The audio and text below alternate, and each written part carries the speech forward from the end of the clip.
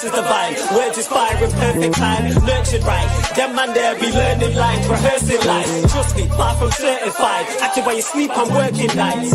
I want all the ups to feel like that Jurgen guy on Merseyside.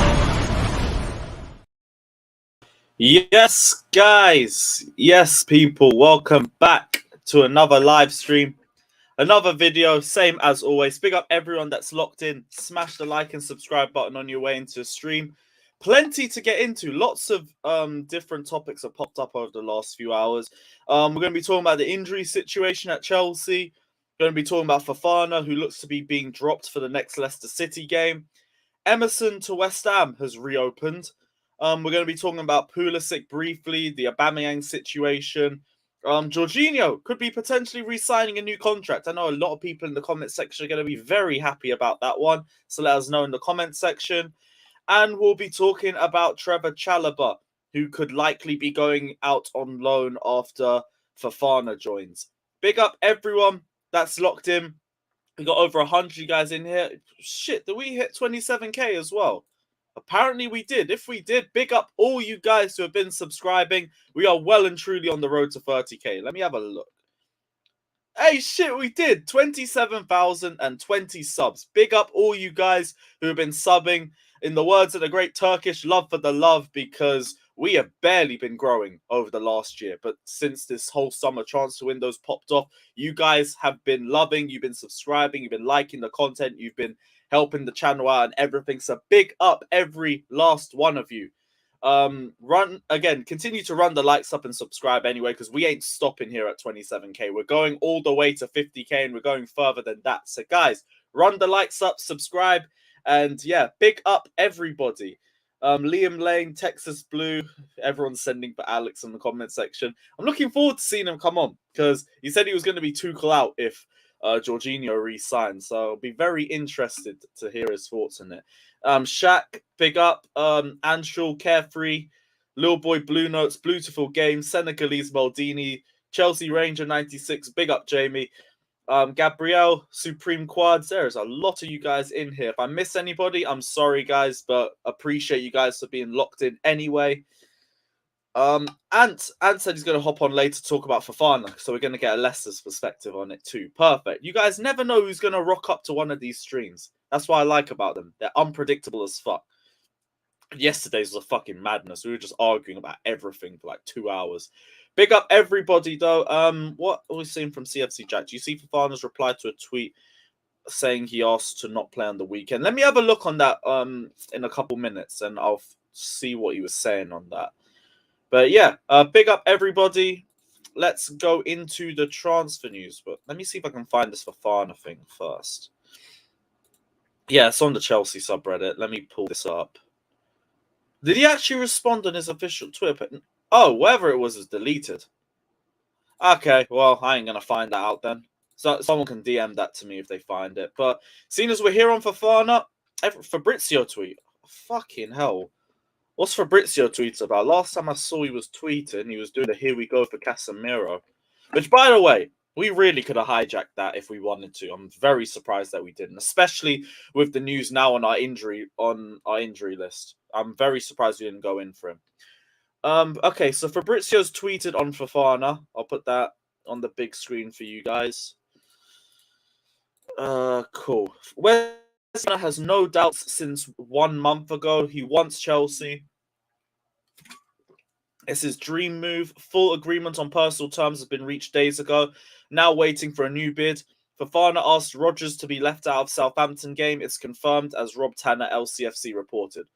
So Fabrizio didn't give us any developments, as per usual. He really is just a postage stamp on everything. And that's about it. We already know everything he said in that first paragraph.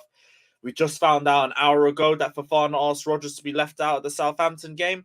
I guess that's confirmation of that. But yeah, Fabrizio ain't really added to anything in typical Fabrizio fashion. But yeah, is what it is. Did I have anything else on the Fofana front? Let me have a look. Because if not, then that's just everything I had on him. Yeah, that was it. Brendan Rodgers set to leave Fofana out of his matchday squad to face Southampton after the defender asked not to be involved. It's a good step in the right direction, but it doesn't change anything. We still have to drop a world record bid to get Fofana from Leicester City. We're apparently no closer to a third bid, but we probably will still be dropping it. I already said on yesterday's stream, my only worry is that we let this saga go on for too long and Leicester don't have enough time to get a replacement, so they just say no and they tell Fofana to wait for another year. That's the only worry I have with the Fofana transfer.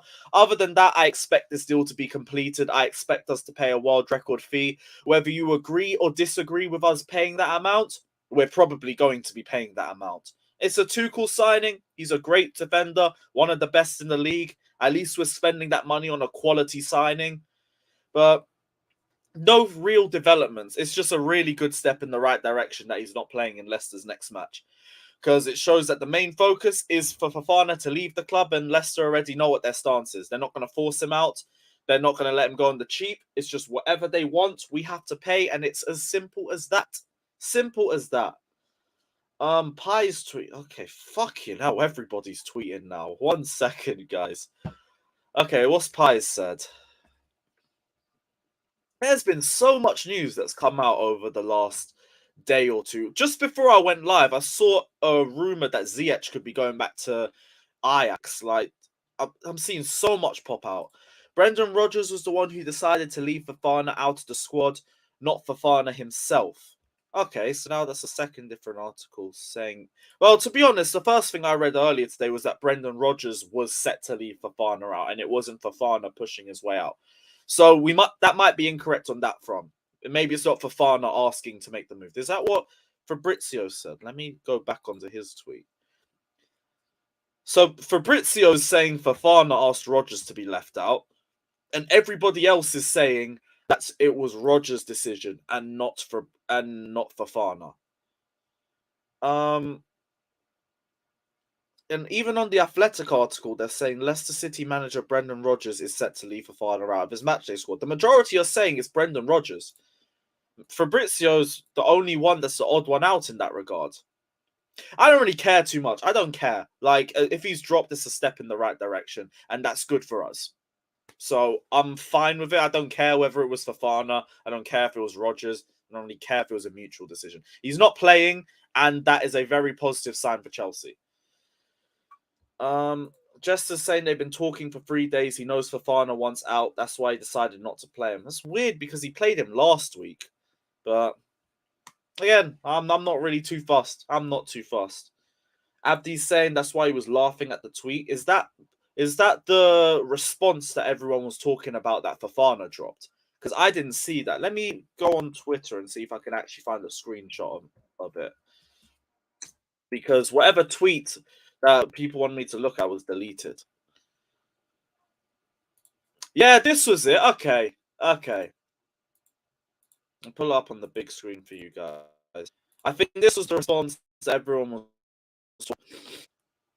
I don't really understand French, but from the looks of the text, I think they're trying to say Fofana was demanding not to play their next game, and then Fofana just basically dropped a laugh emoji on it. So... looks like it wasn't Fofana's decision. The way everything sounds, it was Rodgers who made the call. So I don't know what Fabrizio was talking about. Unless other sources say other different things, but the majority are saying it was Rodgers' decision and it wasn't Fofana's. So make of it what you will. But it's, again, another good sign to be joining us. Nearly 300 of you guys are in here, by the way. We've only got 70 likes. Timo Werner conversion rate every stream. Guys, please just hit the button as soon as you guys hop into the stream, please. But yeah, hit that like button and let me know you guys' thoughts on this Fofana situation. Now I'm hearing Nathan Gissing tweet. Okay. What's he tweeted about this time? While we're doing this as well, check out Jerseys FC for all your best quality Chelsea jerseys. Use the code CarefreeLewisG for 20% off as well. Check out Prayer for the Ops, Flawless's new tune as well, still down in the description below. And what was I checking? Nathan Gissing. Bear with me, guys.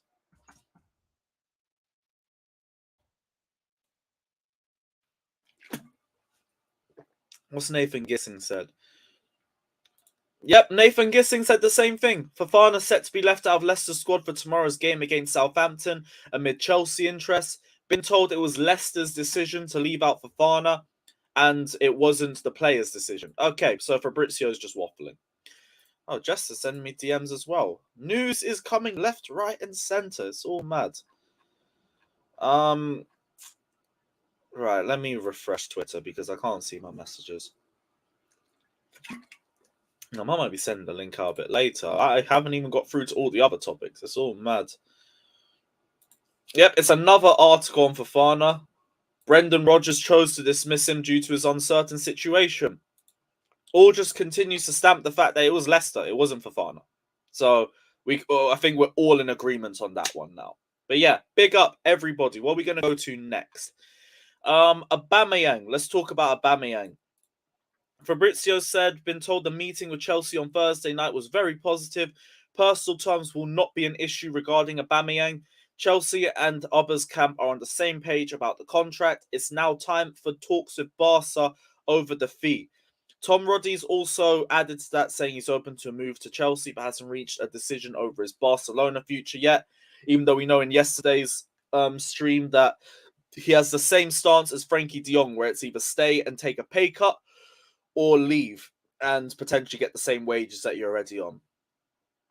Further talks will likely be based around the transfer fee and installments. Chelsea will want to lower the fee from 30 million, but you could expect to see something around the 20 to 25 million fee, with Marcos Alonso potentially going the other way to balance the books and the fee between the two clubs. I think it'll be around the 20 to 25 million mark. I don't know if you guys would be happy with that amount. Me personally, I still think if we're going to have him for a year or two, if he succeeds, that is more than a fair amount for us. We need a goal scorer. We need someone who fits Tuchel's system. And Tuchel believes he's the perfect striker for his system. And that is more than enough for me. So let me know you guys' thoughts on Aubameyang. But personal terms are all but agreed with Aubameyang. And all that's left to sort out between the two clubs is the transfer fee, the installment plan. And then after that, there's going to be the medical and then the player announcement. So very close, very close. Let me know you guys' comments. Hit a super chat if you want to guarantee your comment gets read out. Also, if you want to help the channel as well, I'm not telling you, I'm just requesting. And just as we say that, T1, my friend, what are you saying? What's your thoughts on a 4-3-3 with Mount, Jorginho, and Havertz midfield, and a front three of Sterling, Pulisic, and Broja?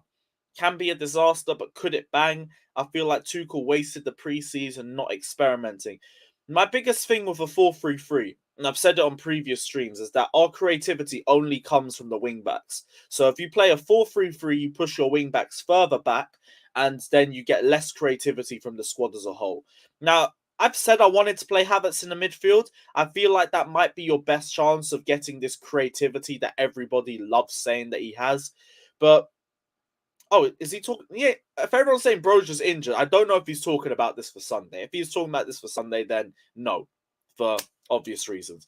But I don't know if there's creativity in that midfield. It relies heavily on Havertz. Mount is good in the midfield phase, but I still don't really know where his creativity comes from in that regard. I feel like we'd still just be pushing the ball out wide the same way we always do. Sterling, I mean, would be good on the left.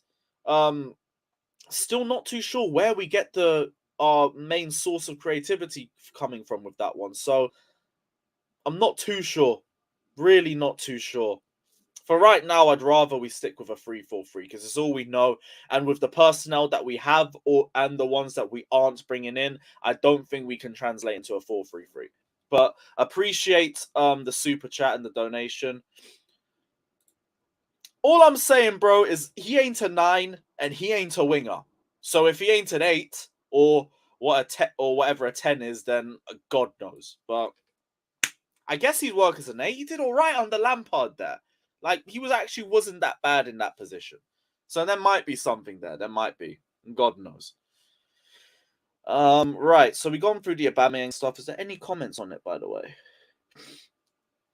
We do not have a creativity problem. We have a finishing problem. Both are problems, in my opinion.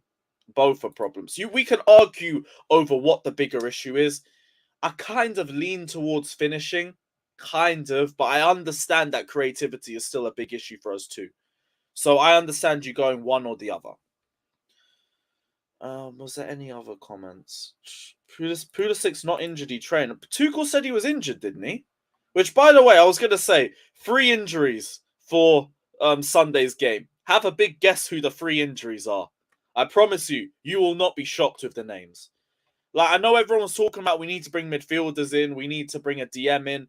Everyone's just ignoring the fact that we have 2 8s with spaghetti ligaments who we can't trust for a season. Everyone waffling in the comments throughout the whole summer when I was talking about N'Golo Kante, and they were just there like, I trust N'Golo to be fit this season. Okay, it's been 2 games. Now what? Kovacic, the same thing. Now what? Like, I get we need a DM. I said with or without Jorginho staying, we need a DM. But you also need number 8s. How are you... You want to talk to me about Jorginho and how we fell off towards the end of last season. He fell off because he was being overplayed throughout the whole winter period because we cannot rely on Kovacic and Kante because they're all injured throughout the season. So before we talk about replacing Jorginho, talk about getting 8s that we can rely on first. Then we can talk about replacing the one midfielder that is usually available throughout the season. Which, by the way, could be re-signing a contract. Tuto Mercado Sport, I think, said, where is it? Chelsea have opened talks with Jorginho's entourage over a contract renewal. And I do remember hearing a few months ago that Jorginho and his agent were likely to start talking around this period, late August to September. Does give them the leverage in negotiations, but with the fact that we don't even have a DM in the squad yet, it would be better for us to keep him for at least a year or two, bring a DM in, and then if Jorginho does start to decline over the next few years, you could still sell him for a profit. But right now, we can't be affording to get rid of him, Kovacic, and Kante in the space of a year because it's just not feasible at all. And out of anything, he's the most reliable one out of the 3 of them. Kovacic, you could not rely on to play 4 straight games in a row. Kante, you can't rely on to play 4 straight games in a row.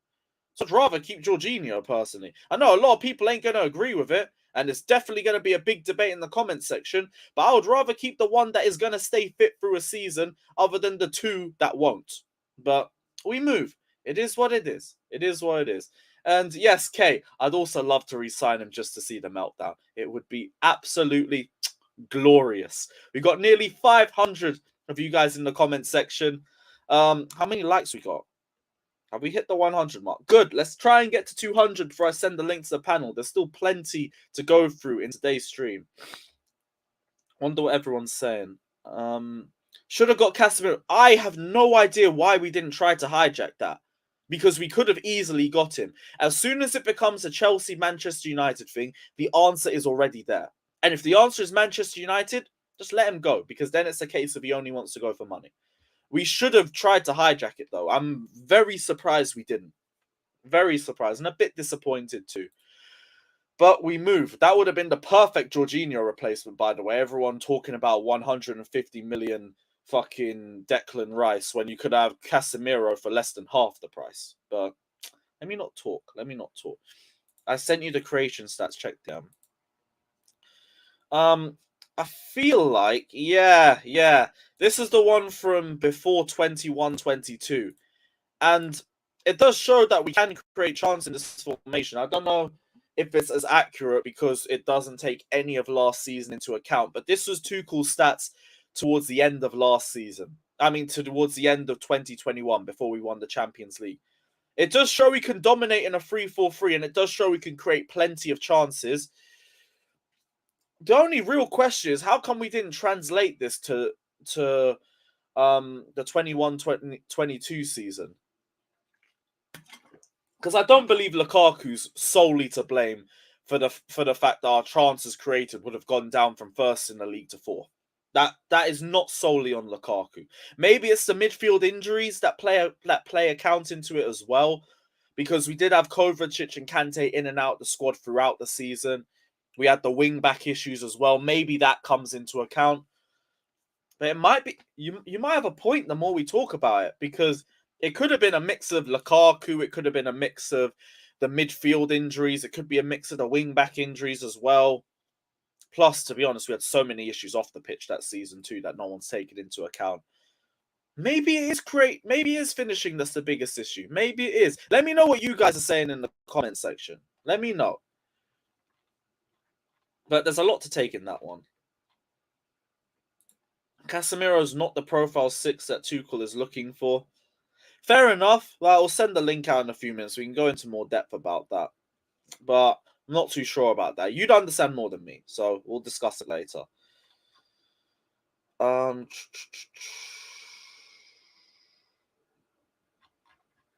right, well, we've got a couple people saying finishing.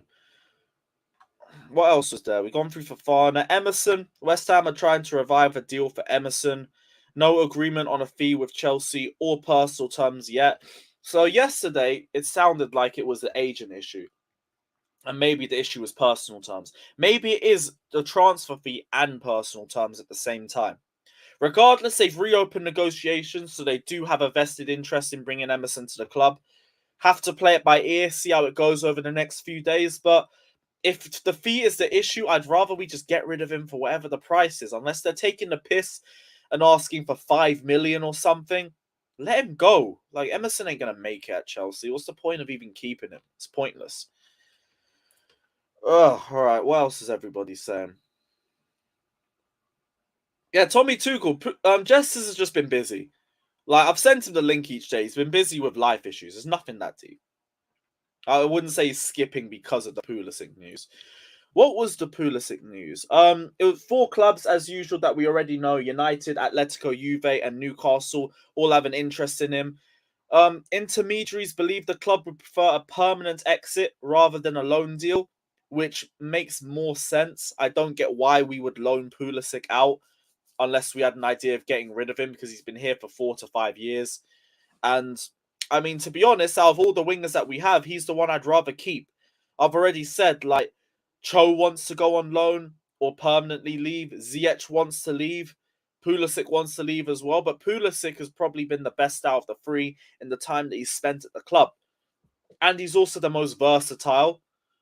Fits more systems than Ziyech or Cho do. I would rather keep Pulisic than the 3. Plus the marketability factor that everyone loves talking about. I'd be surprised if Chelsea let Pulisic go.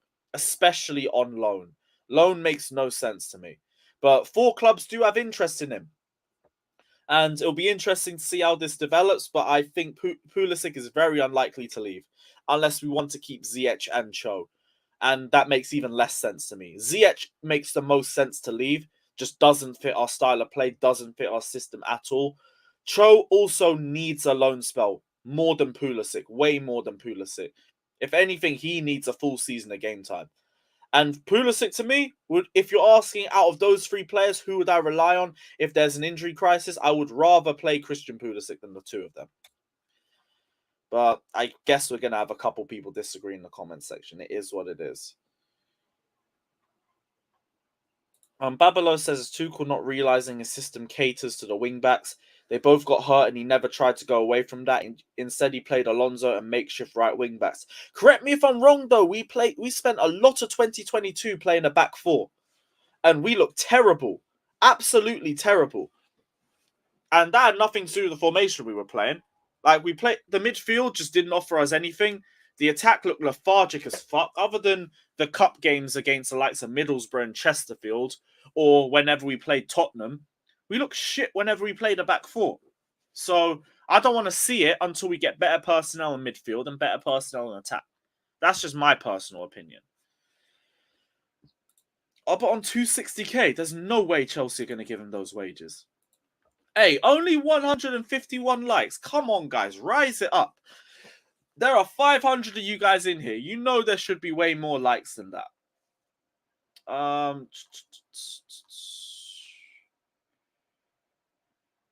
Let me see. Brother Lewis, Pulisic is the injury crisis. Bro, Pulisic hasn't even been injured that often. Last season, correct me if I'm wrong, he didn't even get injured. Like, I get that for the past few years, but last season he was probably one of the least injured out of all of our players. Tuchel just doesn't really trust him like that and use him as more of a rotation option. But Pulisic isn't the injury crisis. That is Kovacic and that is N'Golo Kante. They are the injury crisis. These 2 substitute themselves in and out of the medical room. Although I say that, they're both in there right now, so I can't even say that. We only played a back 4. No, we did not. I swear there was way more games that we played a back 4 in. That's a lot of games in between the January, February, March period. I'm sure I remember us playing a back four. I'll have to look back through some of the starting lineups for games around that period. Everyone's saying Aubameyang for 260. That is, well, I'm hearing 160. That makes way more sense. Right, okay. Last point before I send the link out was going to be Trevor Chalobah. Where is the Chalobah stuff? He's likely to be going out on loan if/when Fofana joins us. Inter have discussed the Chalobah deal alongside 2 more clubs. They've also included a Kanji and a Kirby in the list. Chalobah is prepared to leave on loan, and that makes more sense to me. I don't think he's trying to push a loan deal. He said he's happy to play in whatever capacity Tuchel wants him in. But I think this is more of a Tuchel move because he wants him to get more game time, which I understand.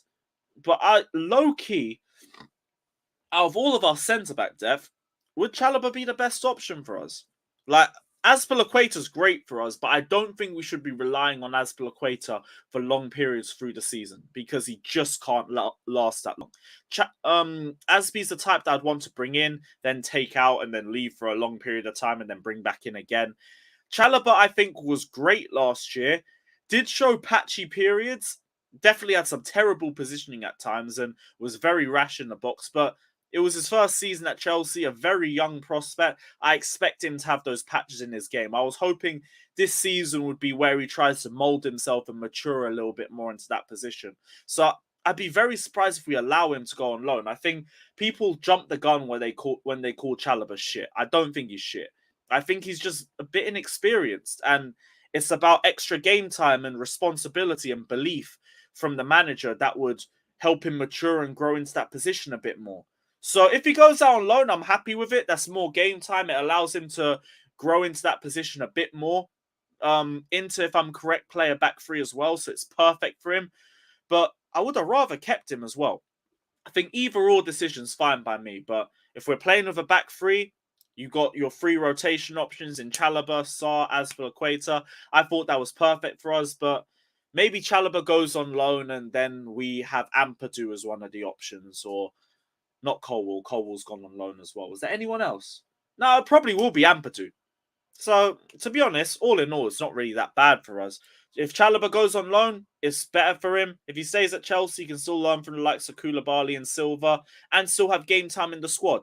So, either or's fine by me. Either or's fine by me. What else is everyone saying?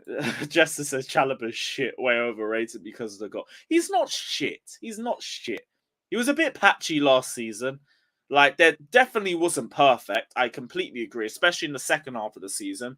But I do think you give him a year or two, he will continue to develop, he'll continue to grow, could actually be a Chelsea quality centre-back and show that level consistently. I agree we didn't see that level from him consistently, but it was his first year at Chelsea. I think it's way too early to just call him shit, personally. Yeah, raw. That's the way I'd like to say. He's a little bit raw. But even with that in mind, like, he hit the ground running for us at the start of last season. He just dropped off a little bit. And when you're talking about young players, like, what is his age? Let me see his age. Oh, he's around the age of 23. Okay, you kind of want him to show that maturity a little bit more. Okay, maybe we'll see how he performs this season before we make a judgment then. But that was also his first season for Chelsea in the first team, so I can allow him for that. I always give players their first season. Then the second season, you want to see them develop and grow a little bit more. So a little bit of both. But let me send the link out to everyone. What was Scott saying, actually, before I do that? Well, we can act like he wasn't quality enough the first half of the season, so much he kept AC out of the team. Bro, I remember, actually, and this was me, the AC stan, by like the Leicester 3-0 game, I was sitting there saying, I want Christensen to play, but I can't justify him being in the squad over Chalobah, Rudiger, and Silva because they were all playing so well. Chalobah, actually, the more I think, he was unbelievable the first half of the season. Just dropped in form a little bit. And at that age, at that lack of experience, I understand. I understand that. So we'll see what he's like next season, whether he stays with us, whether he isn't here with us next season. That'll be the perfect time to judge him. But yeah, Chalobah ain't shit. Chalobah is not shit. Definitely don't agree with that one. Right. Time to send the link out to everyone. While I do that, everyone run the likes up. Subscribe if you haven't done so already. Hit a super chat if you want to guarantee I see your comment. And yeah, let's send the link out to everybody. Just gonna. I've got Instagram up early this time. Thank God. Cool. All right. Who else am I sending it to?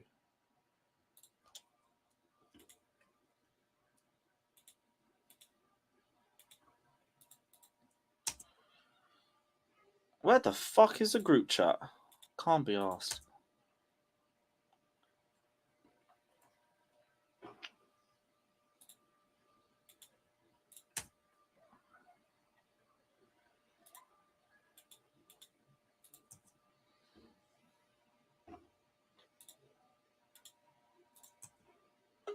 Cool.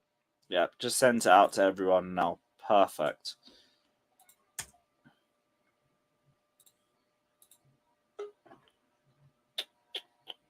Jessica said Chalobah is not good. Defenders are supposed to defend goals.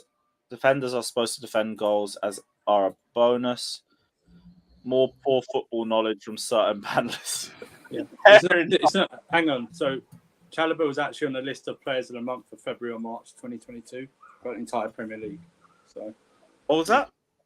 Chalobah was on the list for players of the month in February or March 2022. Was he in Player of the Month? Yeah, he was on the second list. half of the season. Yep. Hey, but apparently this dude's shit because he scores goals.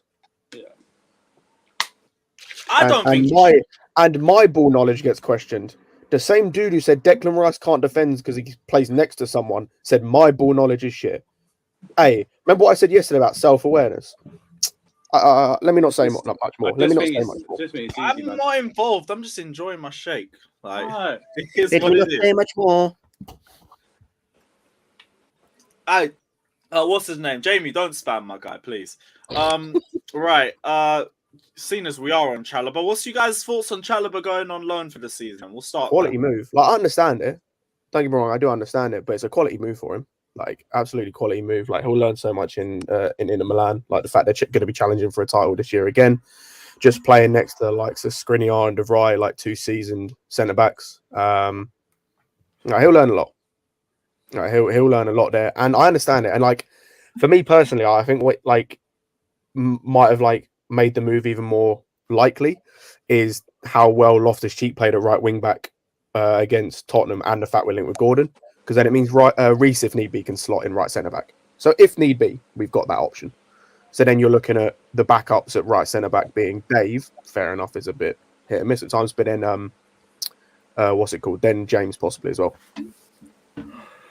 Yeah, I wasn't really sure about for depth because I wanted one for each position, but seeing as we still have Ampadu, it basically sorts that for us. So I'm glad that Ampadu's staying. I'm glad that Ampadu's staying. Tuchel said no. Yeah, it seems like his decision because Chalobah said in pre-season he's happy to stay, regardless of whether he plays more or not. I'm talking about Ampadu. Yeah, Lewis, can you put up the graph I sent you? Shit, what graph did you send me? One sec. I have no graph. Plus, as well, like he learned so much when he went to France and played with Lens. He learned so much there. So I imagine he'll learn even more when he's in Italy. Unless Pizza Dough Boy is gonna turn his head. Hey, Lukaku was the one who recommended him to them, apparently. Yeah. But apparently, shit, and Aspie's good, right? More games from Aspie, younger age, more clean sheets from Chalobah, less goals conceded by Chalobah, one more game missed from injury, and the highest success rate. Is that paragraph has the 3 handball? We should have a penalty against the guy. Was it a penalty? It wasn't, but it should be. Okay, then why would you put stats on there that shouldn't happen? Doesn't make any sense. That's the reason why. Should I put goals for strikers who hit the bar? Hang on. You want to put stats on there that didn't happen? No. I want to put not stats that didn't happen. I just want to put the reasoning why You want to put handballs on there that didn't happen? Managers, I want to put the reason for managers to start one over the other. That's all. Well, that's not a reason. I was One gonna say is that's a not a club reason. captain. Plus, One like, is a club captain, and then the other one is a youngster. That's why. 23 goals I in was gonna say- 27 games with Aspie, man. Come on, like it's not even a. It's not. it's nearly a Doesn't even goal be a a game. question. We're nearly conceding a goal a game with him in the team. He's so bad. Like he's not even. He's I terrible. agree, but The thing is though, when we say Caliber like, is far better than him. Like far better right now. it's not even like, and this is the thing, it's not even like we're dealing with absolutes here. Us saying that Chalobah isn't shit doesn't mean we say he should start every game. Hell It's just no. like, and I agree that he is mistake prone at time, but I don't prescribe to the idea that he's shit because he's not. He is mistake prone at time, but that comes with being 22 and this being his first season at a club as big as Chelsea. Like, no disrespect to the other clubs he's played for. First season at the club. So Like, what's the point of That's this why I then? What's the point of this then? The point of this shows that he's not shit, or at least he's not the No. worst. What's the point of this if the whole thing is like, what's the point of it? We should keep Chalobah? That's the point? The point is you can make an argument that we should keep Chalobah over Aspie. What do you think the point is? I don't know. I don't think really so. don't know. Aspilicueta is in this Because team for Have critical. the same the purpose. reason as why- Chalobah. Bacon The redneck. reason- Listen, Aspie. Here's the point. Aspie shit. He's staying. No, He shouldn't be playing. yeah. I'd rather And Chalobah you upset- play. and you upset that Tuchel is a manager and Tuchel made this decision. That's why Deflection. No, Aspie is shit. Like we can, as a fan base, we can all agree that Aspie is not Yeah, being good for Yeah, like but a year or two now, and But he's you made. I think That- Aspie is there for what he brings Aspie is most- off the Aspie pitch has as well. made I the think most more. errors. Hold on. Hold on a second. Let me finish talking. Aspie has made the No. most errors leading to goals in our team, Is a wing back or is a center back? bro. As a player, Fucking A, man. It's like If you're asking me if it was a choice between at the club as a I look like third Sophie team Squad, I will choice, take- I'd rather have I will- Aspilicueta this just is because my what he offers personal already. view. This is my time, Hold on a guys, second. please. This is my personal view. As a Alright, center alright, back, as a backup, I will take Aspilicueta, not as a wing back. Wing back, it's a different story. But as a center back, yes, I'll take Aspilicueta over Chalobah right now. my opinion, I'm not taking Aspie in any position. It's your opinion. That's it.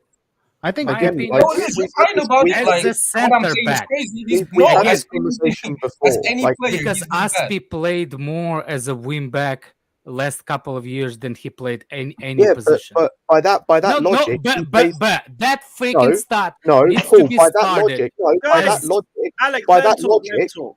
no, by that logic, he plays further up the pitch. But he's had more errors playing further up the pitch leading to goals than Chalobah has. Let's be honest, No. they're both That not good enough. Let's be honest. That As stat in, they're not actually good enough. shows. Chalobah is That good enough. stat actually Your mom He's is making not. us look bad for Yes, not he is. swallowing you, you piece of shit.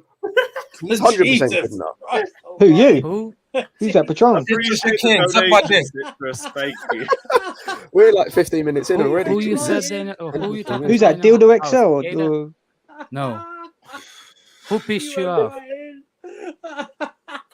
Oh, for fuck's sake. man. Come on, he knows. Like I'm violent. Like your mom made a mistake. She's making Americans look bad for making you. Americans? Who's he talking to? Who? I don't know who's he He's talking No, to we're the super talking to chat. the super guy. chat. There was a super He's chat. talking to the super chat. Ah. It was just the timing of that was fucking perfect. I can't lie. The timing of that Yeah, was big up fucking I thought you were perfect. sending I shots. I'm so lost. But I hope people I- understand the point. Is a wing back Aspilicueta is not good, but as a center back, he's better than Chalobah at this point. Even He's with not, 32 he's still goals. not good enough as a It's more Of centre course back. he's not experience, you good can enough. see That's it. what- You can see Daniel- the experience. It Scott, shows. That's the point why we get Fofana.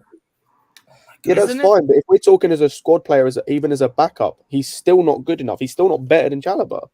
He's better than Chalobah as a center He's back. not. Man. Come on. No, it's not, man. No, Scott, that's the answer is problem. not. We- Chalobah's got Wait, pace. all the Chalobah's got the mistakes pace. people That point is out- it, Scott. hang on, He's hang got on. the All pace. the That is it. That's mistakes all you're people talking on. about. Pace. No, That's all he's got over Aspie. That's all he's got over Aspie.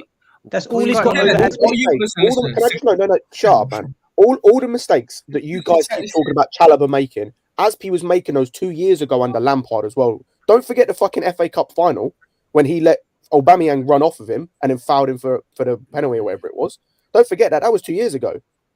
Like, don't forget Chalobah when he gave the goal away to Mane. That was only last season. So what do you want to say? You guys always bring instances. Those same you're right. Chalobah didn't give the goal to Mane. But what happened in Arsenal? Who fouled Sak? Who gave the ball away? No, but that's what I'm saying. Are we going to pick on every? They both make mistakes. They're both not good enough. That's why we're getting Fofana. I want to clarify that stat. That stat what has actually started the whole thing. You put that stat as evidence of defending versus, which is incorrect, because most of those games that Chalobah started and what Azpilicueta started is not in the same position. That's it. That's sad. Let me listen. Wait. Before anyone says anything, VJ's got a point. You ain't gonna get a word in edgeways. So go on, VJ. Thank you. See, first thing, when we talk about both these players, of course, both of them have this age difference, and we have to understand the mentality of the players as well. Scott, I'll just post you this question. You can answer this question after I complete my point. But my question to you is, once 70 minutes is done in a game, you want 20 minutes from another player, your backup right center back. Who would you rather have on the pitch? A nervous 20 minutes. Would you have Azpilicueta on the pitch or Chalobah on the pitch? That's my question to you. You could come back to it after I complete it. But what I wanted to talk about with respect to both of these players is that Azpilicueta at this given point in time would agree to be a backup center back with leadership capability on and off the pitch. That's something that Chelsea has been lacking, after Lampard as well, right? Terry and Lampard. We are used to having those strong leaders. I think that is something that right now Azpilicueta brings it into the table, which Chalobah doesn't. With Chalobah, since he's 21 years old, at this given point in time, he needs game time, for his own personal sake, for his own career. So him being a backup at Chelsea is not going to help his cause, though it might to an extent help Chelsea. We could argue that point, but it's not going to help Chalobah in the long run. He's going to be continuously playing as a backup. Rather, if he goes to a Brighton or maybe West Ham where he's getting enough playing days, then that might improve. That might help him improve better as a player. It's the same argument as that of people who argue for Leicester City. Wesley Fofana should stay for more than a year and then go for another club because he can get more game time in Leicester when compared to Chelsea. I'm talking about Leicester fans who argue that. It's the same thing here as well. If he is an youngster, he's gonna be hungry for the minutes. He's obviously going to be in contention, but still, once Fofana is in. His quality is better, which means that we're going to be preferring Fofana over, Chalobah, which will lead to disappointment for Chalobah, and he's not going to get enough playing time, which eventually will lead to, him not being happy with his spot in the team. That's the reason why it's better to have an experienced backup rather than to have someone like Chalobah in the squad for your last 20 minutes. Over to you, Scott, for that question. Two points. Just to answer that question, I just want to make a point on the whole loan thing. I said at the start of this when I came on, or not when I came on because I was, trolling jesters, but I said on this move, it's a good move, and I understand the move. And I'm happy with him going out on loan. That's not the argument here. And also in answer to your question back to you, am I able to say neither to the both of them? Because I'd say neither, depending on the situation. If we have Fofana in at this point in your question, then I'd just put Reece James there and play someone else at right wing back, in the last 20 minutes. I'd rather have neither.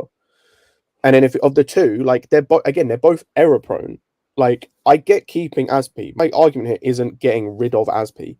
It's not getting rid of Azpi. I'm happy Azpi staying, being, doing what John Terry did under Conte, staying and just being, the voice in the dressing room, being the captain, all that. I'm happy him doing that. I'm not saying that I want him gone 100% now. The argument wasn't I want this person gone over that person. Is who is better, and in my opinion, right now, Chalobah's better than Azpi.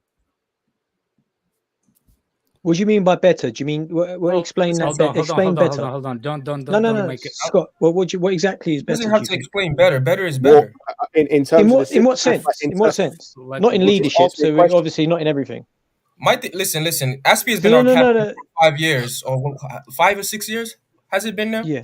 this has been our worst period for leadership that we've ever seen. So this I get what you're saying. I get what you're saying, but let's not avoid the You've question. asked a question. Let him finish the fucking point. The leadership You're point avoiding it. that people talk about makes no sense to me because this has been the worst period of leadership that we've ever had, and Aspie has been captain.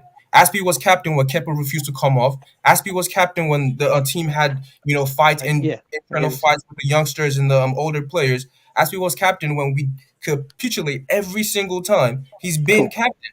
So for me, when people say leadership and we want him here for leadership and these things, I don't see the So what attributes? Obviously, it comes down to attributes because not everything Chalobah is better than Aspie. So what specifically is Chalobah better than Aspie? I want to hear that from Scott.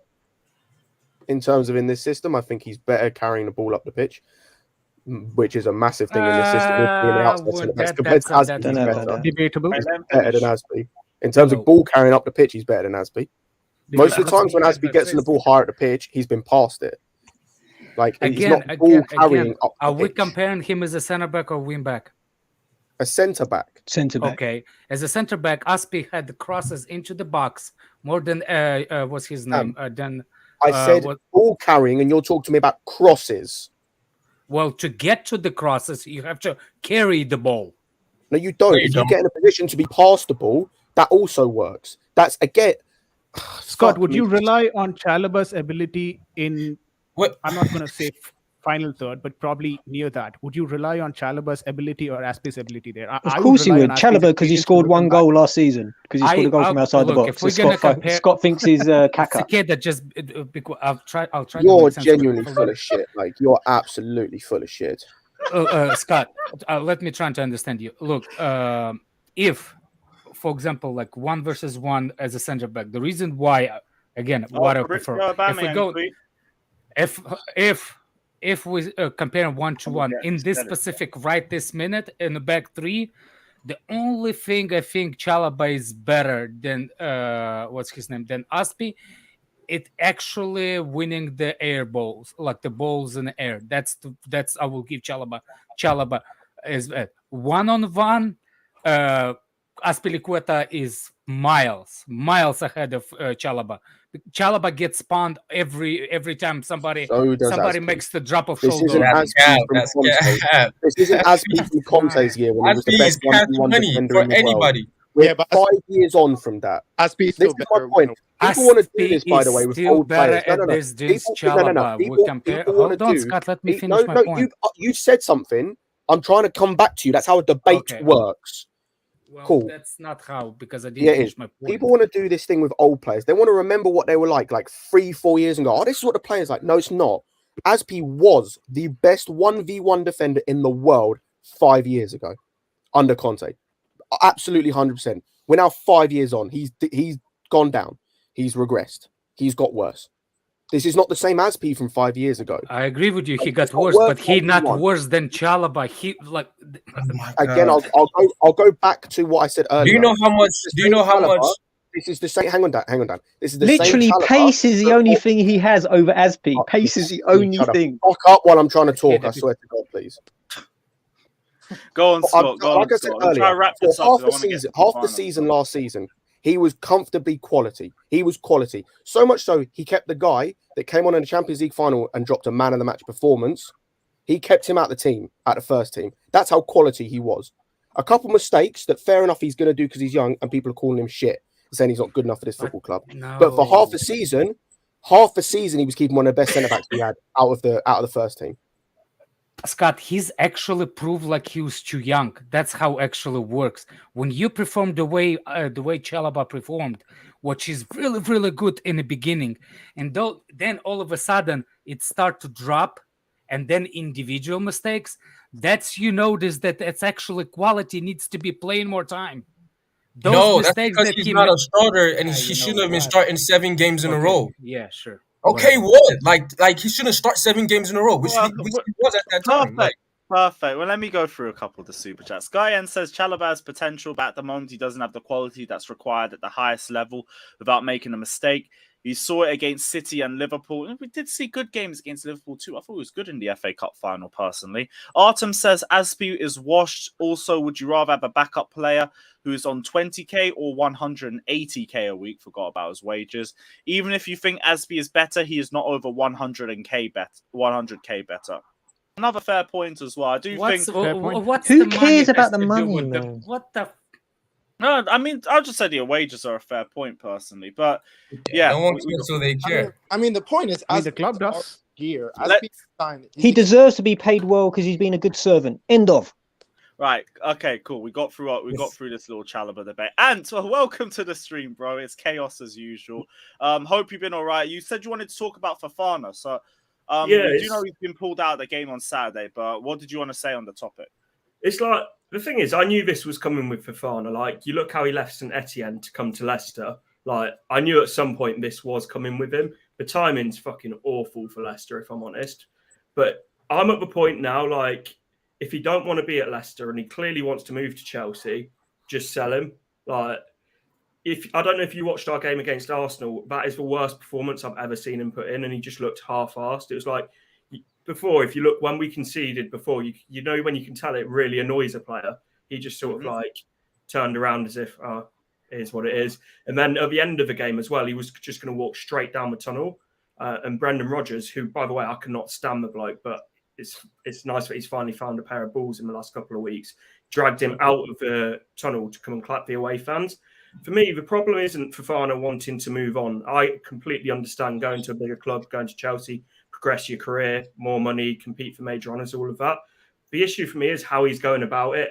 Like, he signed a new contract in March to then refuse to turn up to training 3 times in a week to then, I believe it is Rodgers who's asked him to come out, who said he's not playing tomorrow, but it's almost one of those, where your hand's forced because of the way he's been acting. It's like, I get that he wants to move and I understand that, but he's absolutely shitting on Leicester. And it's like I say, I should have seen it coming. I saw it coming because the way he treated St Etienne. Because when he came from St Etienne to Leicester, he did exactly the same thing. And then in his interview to Leicester, he was saying it's a dream move to the Premier League and all of that side of it.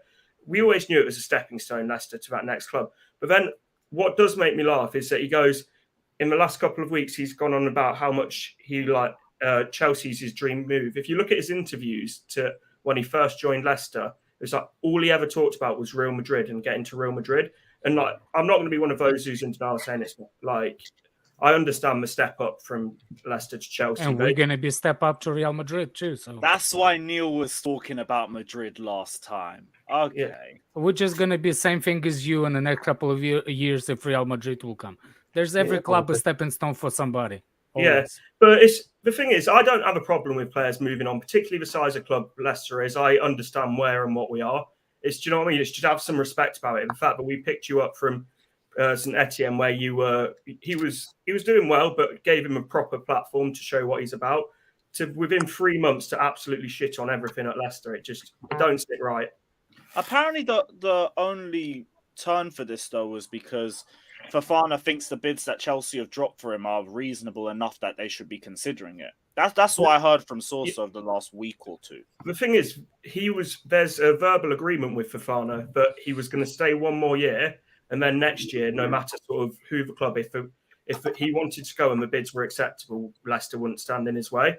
But the part of the agreement was with Leicester is that he would play 1 more season at Leicester. And like when you look in our financial fair play issues, but we're getting closer to that. We're not in problems, but we're getting close to getting towards it. It's the fact that we can't really afford to bring in another centre back now, which is why the whole thing of keeping him for another year so we could do it. The problem is, why wouldn't you take a Chalobah on loan? Because there was a part. Okay. No, I'm joking. No, because no, there was a conversation before Alex that. Before that, there was a arguments to rest now. conversation. Yeah, that's why. My thing is, I never like taking players from big clubs like Chelsea, United, and that, because when they come to Leicester, they've got this big I am attitude as if it's a step down. This is why I always like us to buy players from that are seeing Leicester as a step up, not a step down, because they come in with a point to prove. I see. I've Fair got enough. kind of a point to make and then a question to ask on that, because the way you're speaking about the way Fofana's going about it reminds me so much of how Neil spoke to us about how Chilwell was when he got his move. Like, he was down in tools, the way he looked in games looked like he couldn't be bothered, like everything just came across like he just didn't want to be there, and he was making that clear. I was wondering if that's kind of the similar sort of vibe you do get, or you get from the way Fofana's acting. And with the whole Fofana thing, obviously you mentioned that verbal agreement. What was Leicester's stance at the start when all of this started coming out with Fofana, like in terms of the price they wanted for him? I think the price hasn't changed. I think it's 80 million. And like Brendan Rodgers, like this is where it makes me laugh. I would not believe a word that man says, by the way. That's Brendan what I was going Rodgers. to ask you. Brendan After Rodgers finishing. will say that he's not for sale, but any manager will say that. Every player has got a price. It's like we said with Maguire, he's not for sale. He was for sale if you play our ridiculous asking price. Same, Chilwell was slightly different because he clearly wanted to go and his head had been turned since about the January period. And I think he wanted to go. And I also think at the time he was performing so far below the level that we knew he could, but we didn't have any other left backs that we could bring in. So it was a bit of a different one. But we had to let Chilwell go. But it's one of those, it's just the timing as well. That's the big thing that annoys me more than anything. If this was happening at the start of a transfer window, then fair enough. You get your man. We've got enough time to bring him in. The fact that our primary transfer target this year in terms of centre-back was Levi Colwill, and you sold him to out on loan to Brighton, I think that's like, this is just sort of reading between the lines with a lot of what I've read. I feel like that's wound Leicester up a lot into not budging lower.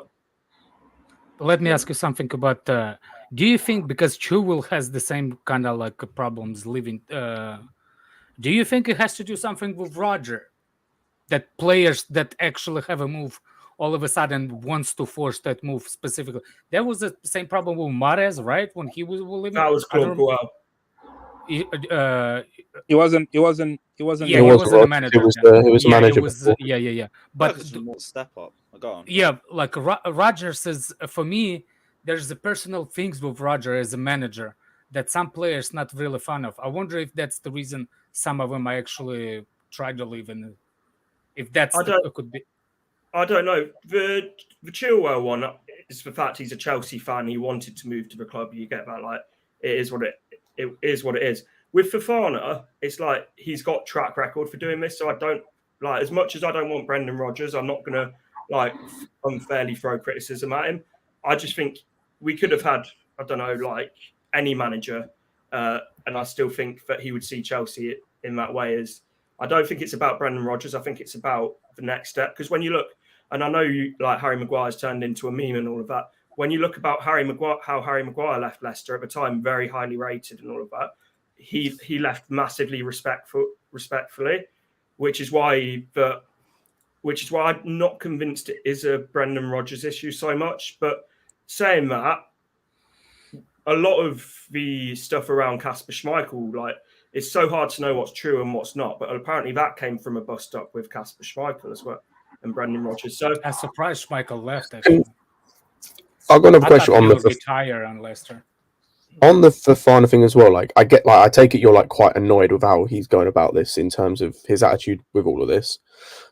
Would you, because I was thinking about this, would you have been more understanding of the whole situation if, say, he had like handed in a transfer request, but then still performed to the level that you know he can perform at? Kind of like, for me, how Zaha did at Palace. Like, we knew he wanted to leave, we knew he wanted to go, and he handed a transfer request in, but his performances didn't drop for them. Like, he still put in the same level of performance. Would you feel kind of better about the whole situation and feel more understanding towards Fofana at that point? Like, and feel more like less annoyed by the whole situation with him? Yeah, for sure. I think I think it makes it stand out even more when you've got Yuri Tielemans, who's in exactly the same position, who's acting like as professional as they come with it, and then you've got Fofana, who's on the other side of it. I think more than though how he's acting, I think the timing of it's annoyed me more than anything. The fact that we're two games into a Premier League season, fact that there's. And I think what also worries me is the fact that Brendan Rodgers is in charge of transfers this window.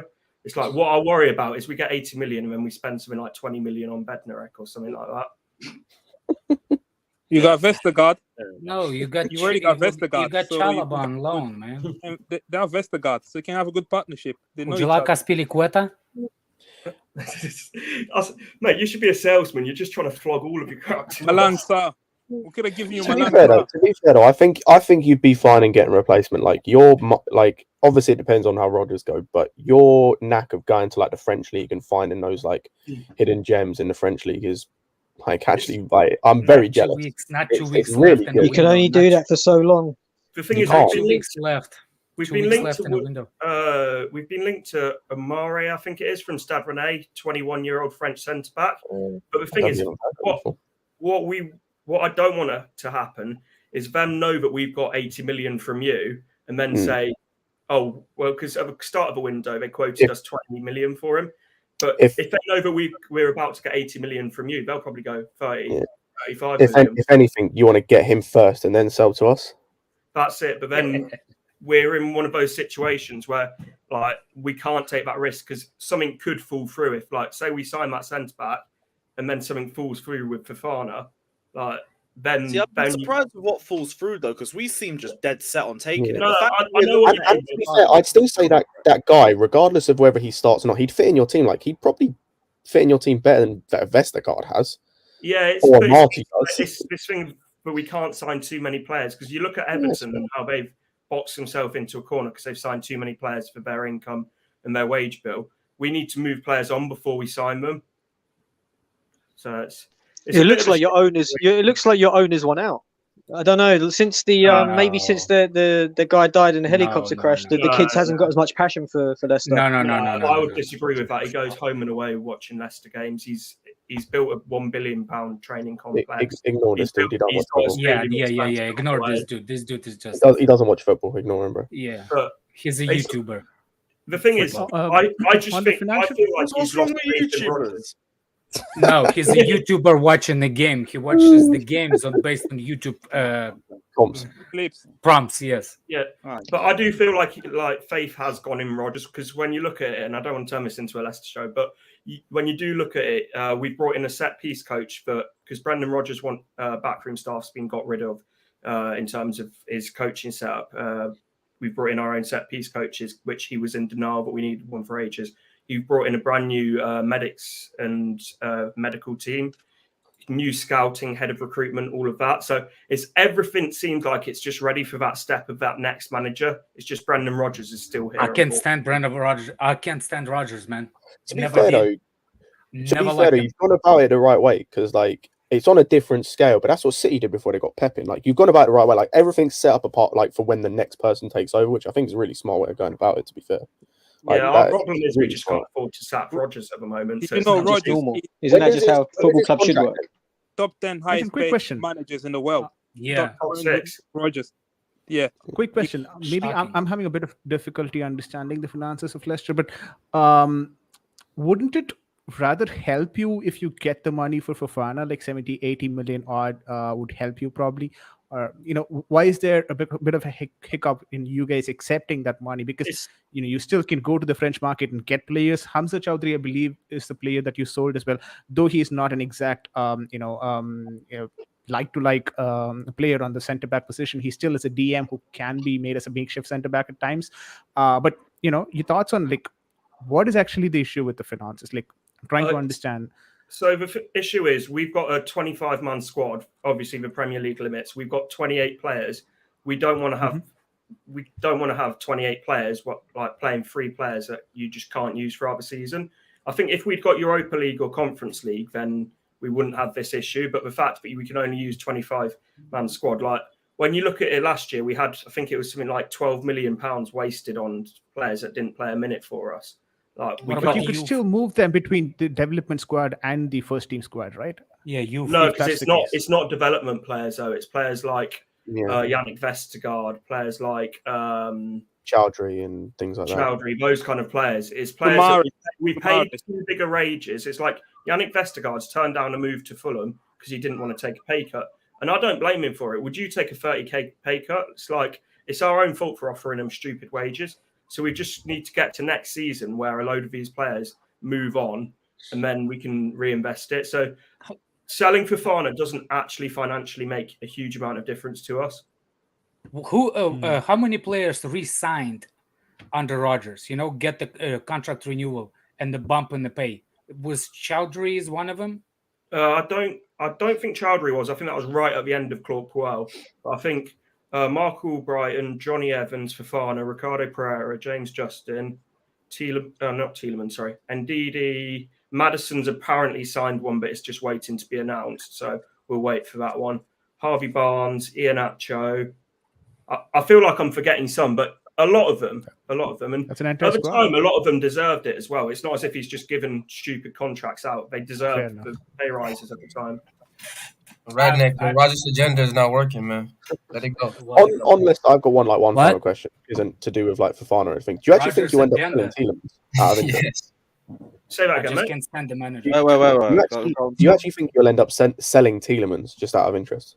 I don't know. If you'd asked me this 2 weeks ago, I'd have said 100% yes. But it's been supposedly Arsenal's priority for the last 3 months, and they still haven't put a bid in. And I think I don't know if they need him anymore, and I can't see who else really needs him. Oh, they do. But Arsenal fans at least seems to be extremely comfortable that they're going to be getting You think, Tielemans. Scott, they don't? No, they don't, because what they need is a DM, and he's not a DM. Like, he doesn't fit in their system. No, if they want, that's such a someone to weak play in argument. They need a DM, so he doesn't fit in their system. No. Man. What's his name? The injury-prone Well, player for Arsenal. Partey. Yeah, no. I get it. Like, replacement they need for a Partey, man. midfielder. My point is that he doesn't really fit because they got Vieira in, who he's not the same type of player, but it's another midfielder you can use.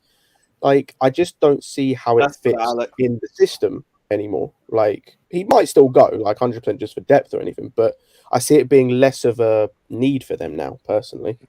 I did read something quite interesting earlier today about Tielemans. It's like we're weighing it up because we've dropped our price to 25 million, but that's as low as we're willing to go. And it's like the difference in between qualifying for Europa League or Conference League for us will pay for that and more. Exactly. If we do let him go. And it's like not just pays the difference, but then if you're in those European competitions, players are less likely to be looking to move on. So it's like it's weighing up that risk. How much he gets paid a year? It's basically, if he gets paid a year 6 mil, it's actually cheaper to keep him for another year and pay him that 6 mil if you will get the bonus by qualifying for one of the Europeans. Yeah. Can I ask the Leicester fan on Soumare? A lot of Chelsea fan, I remember when he was still playing for Rennes, I think. A lot of Chelsea fans used to talk about Boubacar Soumare, is this DM that we need? Oh, Leo, sorry. Yeah. But how has he been at Leicester? Because see, again, people always see the grass being green on the other side, criticizing Jorginho, saying you'll be better than Jorginho and stuff. But how has he been at Leicester? What? Yeah, I heard that. No, I'm talking about a few seasons They're not ago. even the same player. No, the Chelsea fans saying we need a DM, so let's go sign Soumare because he'll come in and he's going to face out Jorginho.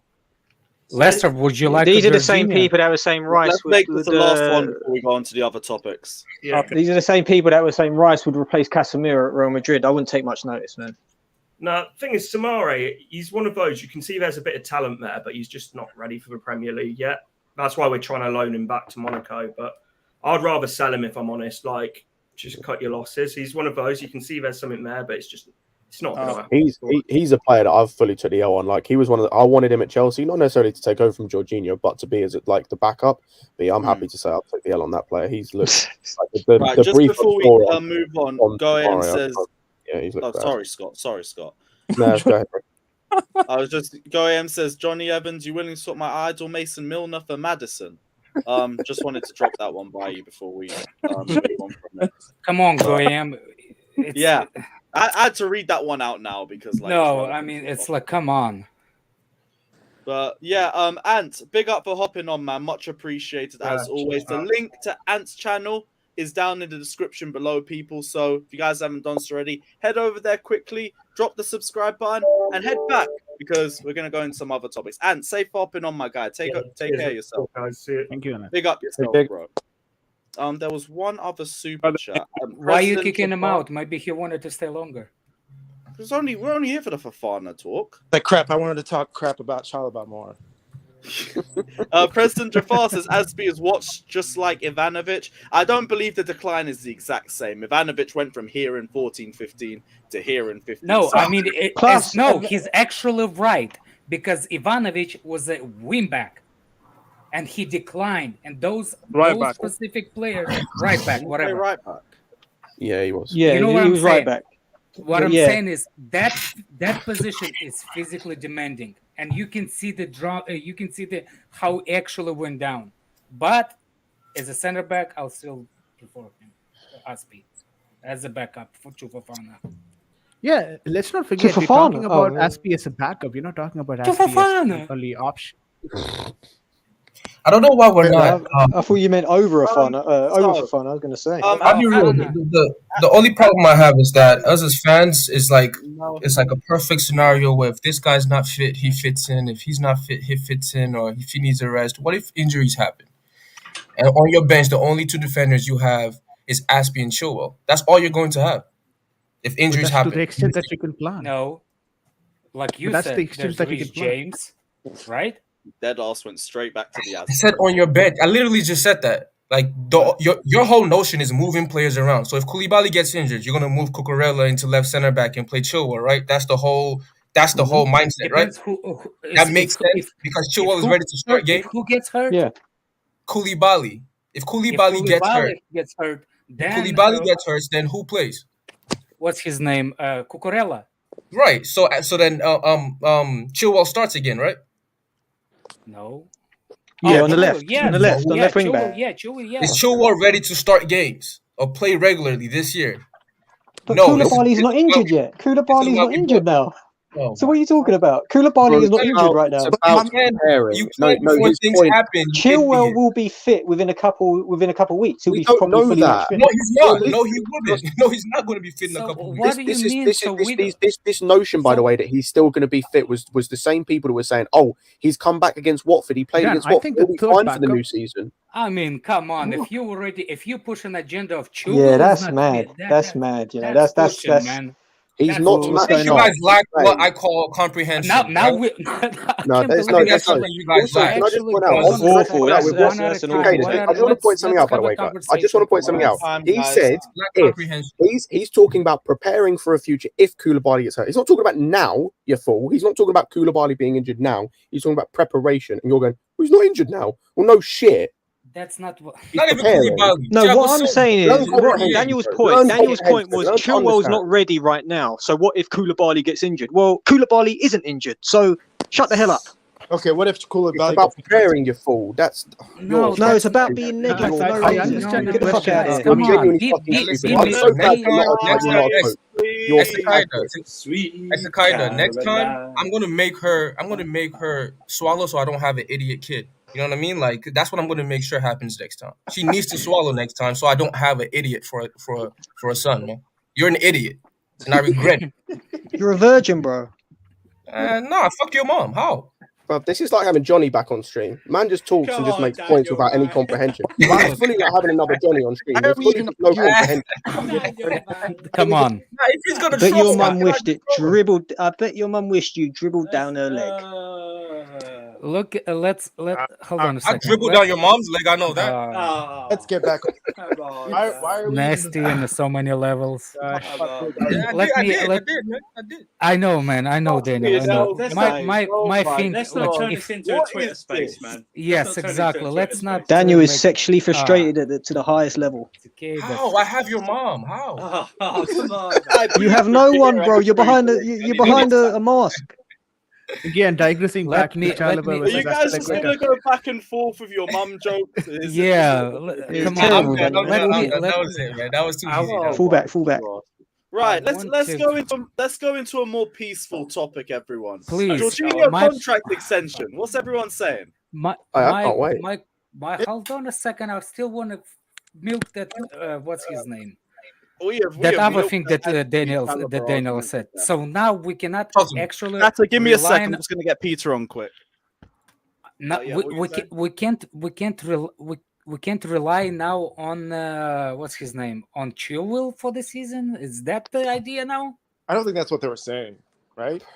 I don't even know why That's we not what we were saying. Exactly. Well, that's not what I was saying. I don't know about Dan, but that's not what I was saying. Like, there's a good chance well, he but gets fit Daniel during said this season. that's what I understood from Daniel. So, but Daniel said it sounded like. So, what are we gonna do if Koulibaly get hurt? Are we gonna rely on Chilwell now?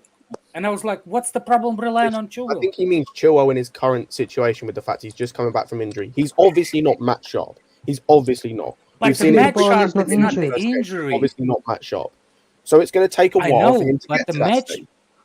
match But sharp. we're it's talking not about the left injury. centre back position, correct?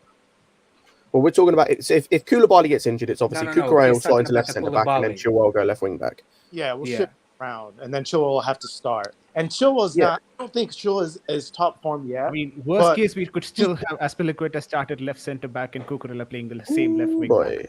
Oh, Cucurella. I mean, Azpilicueta starts, huh? Why are we having these Fucking hell, hypotheticals? I Koulibaly is not injured. Somebody I thought he was here question that Daniel. to beat That's John what Daniel Terry wants. and help. That's what Daniel wanted. He wanted somebody to Fucking put Azpilicueta in that three.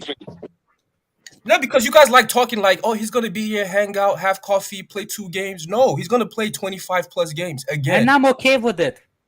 That's you. I'm not. Okay then. But don't He's put one of the us- reasons why we conceded but don't- 35 goals last year. 35, bro. No, He's one of the those reasons. are no. We conceded Is 33. that is a center back or is it a wing back? Just stop asking me that stupid question, please. No, it's not a stupid question. It does It's make two a different stupid positions. It's a big stupid difference. question. Because It's if you're not a making stupid errors, question. it's even damning if you're making errors leading to goals as a right wing back. That's what I said earlier. Like, how does that even Even make sense? How do you errors? have the most errors leading to No. goals? Yes, 3. How many? He's a How many? wing back. 3. So he was making those 3. errors. So as a how many wing did back. Chalobah have? How many did Arsenal Chalobah was have? Arsenal was wing back. Arsenal was last season. How many mistakes did Chalobah No, make then last Arsenal, season, so Arsenal leading was to wing back. goals? You said he was playing wing back last season, right? How many mistakes did Chalobah? How many goals did Chalobah lead to by his 0. mistakes? I think 0. He So the did. Mane one wasn't a mistake. That's 0, Nope. yeah. The Mane one wasn't a mistake. When you let Mane I think it's score. important that we come out of this, Are you you know, forgetting that? historical mistakes and stuff. I Because think that- that's that's literally just We one went part. back to that right? mistake v mistake, mistake v mistake. Like, That's Yeah, what I'm saying. But how you many also- mistakes? you also- He's It's saying about the Azpi's game. He had mistakes, but not one. Chalobah's. Also He had reacts to one. the court. He had one. He had 0 just 2 seconds ago. So now He it's had 1. one, What's it going to which be in was the 5 Mane minutes? one. It's going to be Because you're 10 asking minutes. a 10 stupid minutes. It's going to be 10 question, minutes. going back Mane to the one. same argument. We don't want to have the same it's argument. not. No, it's not a stupid question. It's an inaccurate stat. That's all it is. No, it is one technically leading to a goal, but he made No, it's literally a stupid question. Because he didn't we made talk a- about this 10 minutes ago? no. He You definitely said he made 0 mistakes, didn't He you, made a Daniel? few- Take that We off. would not go Take it over off. the mistakes Chalobah made 2 minutes ago, or 10 minutes ago. How would he make 0 mistakes if we went over it? You just said it. That's what you just told Because me. you asked a stupid question. I was being sarcastic. You said Azpi made 3 mistakes. So how many has Chalobah made? You don't know. One. You say you've done the One. There you go. You've got He your meant, answer. hold on One. a second. Come He on. meant That's about the 7th time I've said it, but one. I know you've got hard of Scott, hearing and you lack Scott, comprehension, but it's one. I'll spell it. Scott. O Are you It's sure done. it's 1? Are you sure it's Scott, 1? it's Are you okay. sure it's 1? one. Are you sure it's okay, 1? Stop Let me trolling people, let me man. ask Siri if that's Scott, the right spelling. I go ahead, bro. Scott, I agree with you that those individual mistakes are on it, but I see the individual mistake that should have cost us the goal. What it didn't. Chalobah did. So move on. It's not on him. It's on ref. The reason why we didn't got the penalties against us is because of ref. Okay, He so basically got- it doesn't matter then. why are Move we on. so pressed over Azpi v Chalobah? It's this dude. Because- This is How did we get here, cool. This is me off, bro. Good morning, Right, everybody. I'm just go on, Peter. How do we get to an Azpilicueta versus Chalobah debate? Like, why don't we? Because of that one Yeah, Is he's saying- Chalobah he's saying potentially Chalobah's going shit. on loan, and then everyone's saying now? Oh, it's objectively a stupid idea. People just don't want to acknowledge that we're light on defenders and shouldn't be letting any more walk out the door. Thank you, Peter. That's what I was trying to say. Like whether or not you after- rate after we get Fofana- After we get Fofana, hold on a second. Whether or After not we get we rate- Fofana, whether we or should not keep Let him Chalobah. finish, Alex, real quick. Alex, Alex, real quick. Whether or not we rate Chalobah, because some people like to shit on him the same way they shitted on AC 5 years ago when he was breaking through under Conte because it's trendy. I get it, right? But whether or not you rate him, right? We have Azpilicueta right now. Fofana's probably going to take that spot. We have Thiago Silva, whose next birthday is going to be his 39th birthday, and we have Koulibaly, right? Yeah, We and either he won't be need 39 them at all- Chelsea. We It need won't be them. 39 in Chelsea. Just let him finish. Let him please. His next, Lord, birthday will, man, let him his finish. next birthday will be his 39th birthday, regardless, right? We play this shape. If we're going to let Chalobah walk out the door, even if Fofana comes in, our backup center backs are Ethan Ampadu if his loan gets ripped up, and Azpilicueta, who And we all, Reece James. I don't even Reece James. But Tuchel's already said he prefers him 49% And Cucurella. centre back, Let him finish. 51% anyways, right wing back. anyways, our finish. starting right wing back is somehow doubling as a backup. Yeah. center. You No. Yes, Peter, yes, because he can injury-prone- cover. Because he can play Guys, both guys, positions. guys, Bro, can we let let him one play person? every- Guys, What is so hard to understand? everybody. Who is this guy? Who is this guy? Guys, I'm can we out, go I swear. one comment without someone interrupting? Who is this man? Why is he interrupting me? I don't know. Who's this random guy? Anyways, So work Reece experience, James kid. is our starting wing back, right? So no, he's not. Like, yeah, I guess he doubles. Did he play centre back against Spurs? Yes or no? All right, cool. You know what? You guys, He's fucking idiot out. I beg, please kick him guys, out, man. you He's guys literally enjoy- just being a detriment to the stream at this point. He's I fucking can't stupid. get more than 6 words together. So Finish your point. Yeah, I I'm know, not gonna Peter. stop you That's a speaking. new kid. I don't know. He's it's anyways, like fucking hell, man. Like we have Chalobah and we have Azpilicueta, who are not currently on the pitch when we play against teams. Like when we make a starting 11, they're on the bench. That's what I mean by backup. Our starting person does not also double as a backup and count as legitimate backup. He can't play two positions at once, because if we put Reece at center back, the fucking beige nigga Loftus-Cheek has to play wing back, or Azpilicueta has to play. So we're in the Okay. same issues, right? We can't just play 10v11. All right, No, so I never said that. letting Chalobah walk is stupid at this point. I'm sorry, it's stupid. Don't do that. but It doesn't. I make don't sense. think it's up to us. I think it's his request. I mean, I understand his request. I get it. You want to play games after playing over 2,000 minutes last season. I understand it. If we're about to spend a world record fee on a center back after bringing in Koulibaly, that makes sense. But Chalobah, if Peter, you really, To if be- you to don't really want to believe in interrupt your you. own sauce, if you really believe in your own sauce, and you really think there's minutes for you, and you want to fight for your place for another season, brother, just sit on the bench. Someone will pull their hamstring in 3 weeks, and you'll be Yeah. playing. It's not a To big be deal. fair, TT Exactly. made a choice Hold on there. a sec. Let me ask Peter. Peter, do you What's know up? that there's a big conversation that even Fofana is too many center backs at Chelsea? What? I mean, it's not though. Like, No. people I say- know it's not. I know it's not. People can say that, complaining. but it's No. not. People complaining because I know people on here complain because look, we lost 2 center backs, but we buying technically 3.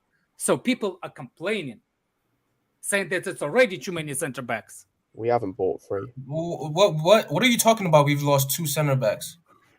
Christian we lost and three. Rudiger. AC. Rudiger and Maldini. Yeah, Yeah. and Sar.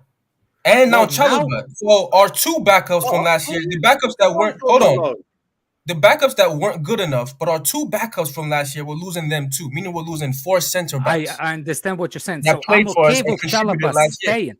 Daniel, if Chalobah decides to stay, I'm okay with it. That's not the problem. I don't think it's his decision. But you guys forget Emerson. Oh, you is think kid. it's Emerson not is still it's kid. not his decision? Fam, we've been linked to Fofana or to center backs the entire summer. You didn't hear about loaning out till right now. Because maybe Tuchel doesn't see him in his plans, sees Aspie more, or whatever it is. From the start of the window, there was no mention of Chalobah wanting to leave. Oh, he wants to go. He wants more game time. Did he just discover right now, like after the first couple of games, that he needs to play? No. Right? He might not be in Tuchel's plan, so Tuchel wants to get him out. Fair enough. I just don't agree with what Tuchel is doing in that sense. Okay.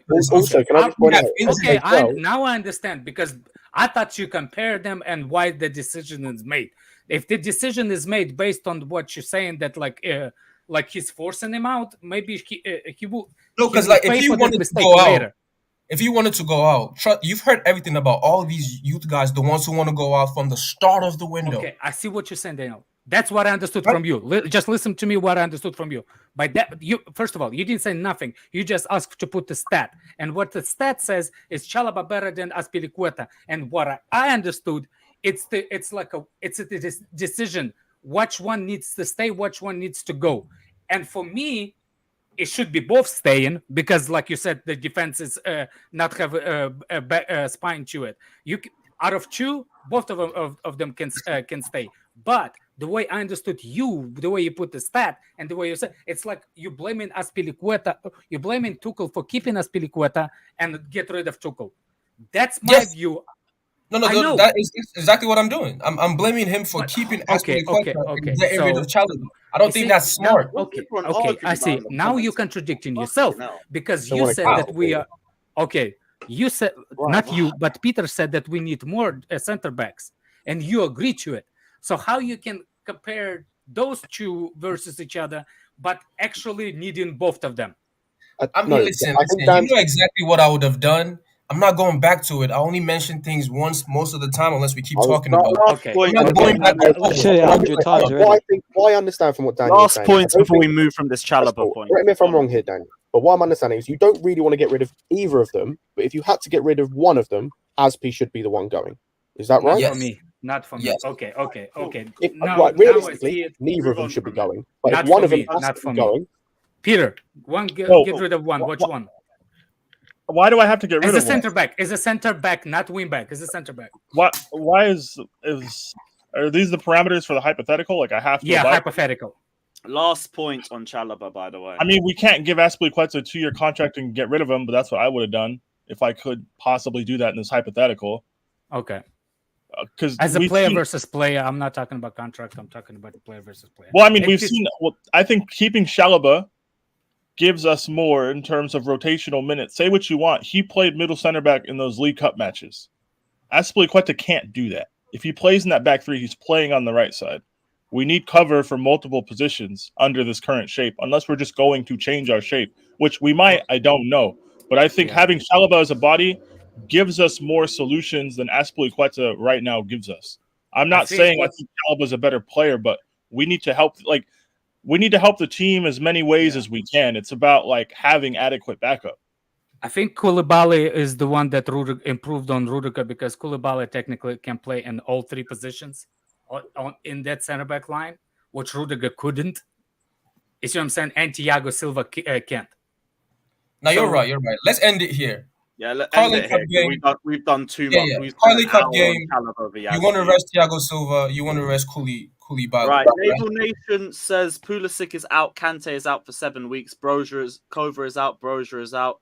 Pulisic got injury today. He's got to go. He's not fit enough. We need to sell. He's a weak link in the team. Bro, Pulisic is the least injury prone out of everyone you said in there except Brozier, my friend. So I don't understand that. If we're saying that, and we got to get rid of Kova and Kante too, because they're even less reliable. Naval Nation says Pulisic's injuries is too much now. He can't go without a month without being injured. Bro, he hadn't been injured since the end of last season, the end of because he's not been playing, Lewis. He's not been playing much. I would say there's give and take. He had a lot of minutes for us in different positions. Actually, no, Jesters went through the minutes last season. It was pretty low. Okay, fair enough then. There might be a point. Kante is a massive loss at the moment, so it's definitely going to be Ruben and Gallagher playing Sunday. Bet your bottom dollar, only George in DM. From what I saw from Matt Law an hour ago, apparently he views Gallagher as the closest to N'Golo Kante, so you could see a Jorginho and Gallagher pivot on Sunday. That's a horrible pivot against Leeds. I won't say too much on that one. That's a horrible pivot. It'll be Loftus. Loftus is going to play with Jorginho. Loftus he might be wing back for all we know, and it'll be James Silva and Koulibaly. Problem Loftus-Cheek in a pivot is actually worse than... If Jorginho is going to play, then Loftus-Cheek has to play with him. If you're going to play Gallagher, play Ampadu at DM. Not Ampadu. We're going to have to see anyway. But you need if you're going to play Gallagher, you need the guy who's most defensively able as the other midfielder, because Gallagher is going to get pressed to shit and lose the ball consistently. I'm not sure Ampadu is going to be tested at DM. Ampadu, he's not good enough for midfield. Goes online. All I can say, if this fraud is resigns, I like midfield. Segue, Jorginho contract extension. What's everybody saying? I know we're going to have a peaceful talk about this. What's everyone saying? It's worth it. It's worth it. 2-3 years. I see, Carter, we're agreeing on something. That's a first. Let's go. You might need to check yourself, Liz. It's worth it. It's worth it. He's done it all. So he's the only one that's available to start with, and he actually makes the most tackles. People don't see that side of his game. Even the Spurs game, and people came out clowning him for that mistake, but he actually played really well. He's one of our best players, whether you like it or not. the agenda is just too much in Jorginho. Which one? Which one? Jorginho is one of our best players by far. Okay. Actually, Yeah, 100%. The other day against Spurs, especially, he was definitely Yeah, one he of was the best Especially players. when he Yeah. tried to control the ball in the own box. yeah, that happened. Perfect But, control. but then again, no, Alex. I But was- then again, remember in the preseason game against Yeah, I against remember Udinese, preseason. when and I know it's just an example that came to mind. Like you can find this example in league games as well, where he received the ball in the box, he's able to beat the press and he's able to distribute the ball from there. He happens. Exactly. Because- That's because the high problem. risk, And high that's the risk, high problem. No. reward. Mate, high risk, high You're reward. gonna use Jorginho as a high risk, high reward passer. Yes, I will. Yeah, I will. You have the agenda. I think it's. Fair enough. Sometimes he makes a mistake. Yes, but when It's he not works about out, the he works mistake. out and he beat the price. He's a It's good not player. about the mistake. It's about you saying that he's forward looking passer. He I can didn't pass say it. that. I didn't say that. I say high risk, high reward in defensive. You got to phases. say things twice because these people agenda against Jorginho don't listen. So you got to say things twice. Yeah, you know, in defensive phases. What'd you right? say? He wants from- Rice. He wants Rice. Winter He wants Surfer just Declan coming Rice. in there. Defensive phases when the player receives the ball from the keeper or from a defender, he attracts the press, and Jorginho, at times he's able to beat the press. That's a risk he takes because when he does that, he attracts 2 or 3 players to the ball. If he beat that, that's the high reward part where we're able to move from there. But the thing is, you guys don't see his partner, whether it's Kante or Kovacic, don't Everton. do shit with the ball. Game when versus Everton. Jorginho. Game versus Everton. He went Yeah, and he but pressed on. versus Everton, everyone was bad, man. The fitness wasn't there. You could say everyone level was bad. I wouldn't use the Everton game. You used the preseason game, right? Oh no, that's a game that was trying to show what he does. Oh, so the positive, you can use it as your agenda. As Man, a you can do negative, both. it's Bloody not fit, hell. right? What was wrong in Boy. the Everton game? Bro, What it's just 2 levels of extreme. Most people that have an agenda just don't want to say anything positive, and most people that want to love him just can't say anything negative. Bro, ain't difficult to say that he had an error. I said, It's not difficult to say he had an error. respect to Jorginho's I said- contract And then we'll situation, follow you the rest of the game. He had a It's also problem not a against problem to say Everton, I agree. he might have had a good moment in a game, but was then shit the rest of the game. Like, Yes, it's not difficult. he actually Yes. played well versus Tottenham. There's a couple of bad passes in the first 5 minutes, got adjusted, played I better. agree. And then moment of madness. That's what Hey, happened. Look at My Scott, man, question trying to is, bring talent. shut up. My question is, Bro, you talk, now I'm Post talking. pizza, man. My problem with it, let him sustain throughout the season with those passes that you're saying, that high risk, high rewards. We'll see. Cool. If we're going to talk Because about last mistakes, though, season, I did not see no cutting edge passes, but at the end of the season, 2 games, Newcastle and something else. all right. With respect to all this thing Jorginho's on the contract mistakes. situation, this is what I have to say, right? First thing is, if you're not able to get an upgrade, because the upgrades that we're looking at currently are overpriced, and it's not something that Chelsea are ready to spend at this point in time, at this market at least. I'm not sure about the next market. Maybe we will. So if you're not going to go to the market and get an upgrade, then Jorginho's contract is something that we need to be tying down to, because we don't have an option. But realistically, I will have my reservations on this player and his agent as well, because right now there are talks around, his contract, the contract talks getting initiated and all of that. But I don't really believe that. Even if I want to believe that this is not going to happen overnight, it's probably going to take towards the end of next year, at least, because this agent, we all know how he can react, and he's going to be talking about stuffs in public that might not make sense. I'm pretty sure we're going to be having a Jorginho saga this entire season because of his agent, the Lukaku saga that we had last year. This week, we're going to have a Jorginho saga until his contract gets signed, which is definitely a distraction to Chelsea Football Club. So if at all we're going to tie down this player, let's get this done ASAP. Otherwise, this needs to be announced as well. He's not going as soon as nowhere. possible. Yeah, He's going to drop off his contract because he's not going to get paid any bigger salary than he is now if he's leaving Chelsea.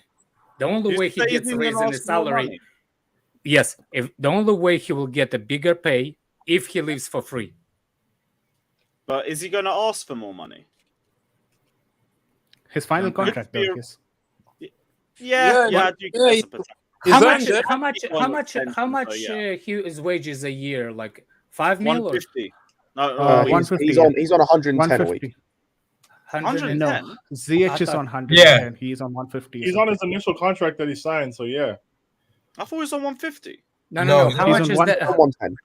110. He's So on how much is that a 150. year? 110 by 12, it's like That's 150. like Like 575 a year. 7-8 mil. 7-8 7, mil. 8 Oh, mil. So, for oh, example, oh, if we sell him, how much No, we because can like sell him? 100k is like 6 mil.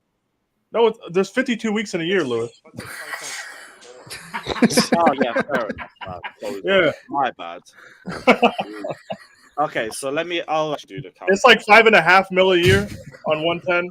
Yeah. No, let me actually calculate this. He's on It might be 150. like So that's 5.7. 7.5. He's So on- that's he's on 7.5. He's on 150 a week. He's on 150 a week. It's about 7.5. He's on 7.5 5 mil, so- If he's on 110, he's on 5.7 mil a year. Yeah. Peter, why you He's, say it like that, man? he's on 150. I don't think so. The Don't know calculations why are we're that arguing. straightforward when you No. calculate My the add-ons question to is it. Why do you do that? no, VJ is it's the benefits over what's the benefits? For example, if we sell him, Oh, how you're much doing a we can cost get benefit for him? analysis here. Huh? You're doing a cost benefit analysis. Go on. Yeah, what I'm saying is like, what is gonna be better? Selling for 20? Is that the price? 30? How much we get for them? Right now, Last for year Jorginho, market. People start throw the numbers. What you think? Well, if Jorginho- Casemiro is 60, I can easily see it matching that. You know. Hey, Are Are you serious? You're I'm real. If he depending on cannot the say team, that with a straight face. it depends Hey, on you're the team. Casemiro's going for like Yep. 60. I can easily in this market you can easily say 40. If Casemiro's going for 60, you can easily say 40. Yeah, but Casemiro had like 3 years left, didn't he? Yeah. Yeah, that also needs to be taken. You know, Casemiro has a I'm three- going to Yeah, say it'd be about 17 30, 40 million. I'm How gonna much say was 15 Thiago? 17 months. How much was Thiago Alcantara I'm for Liverpool? asking. No, serious. 20, 25 mil. What do you think will be on the last year contract?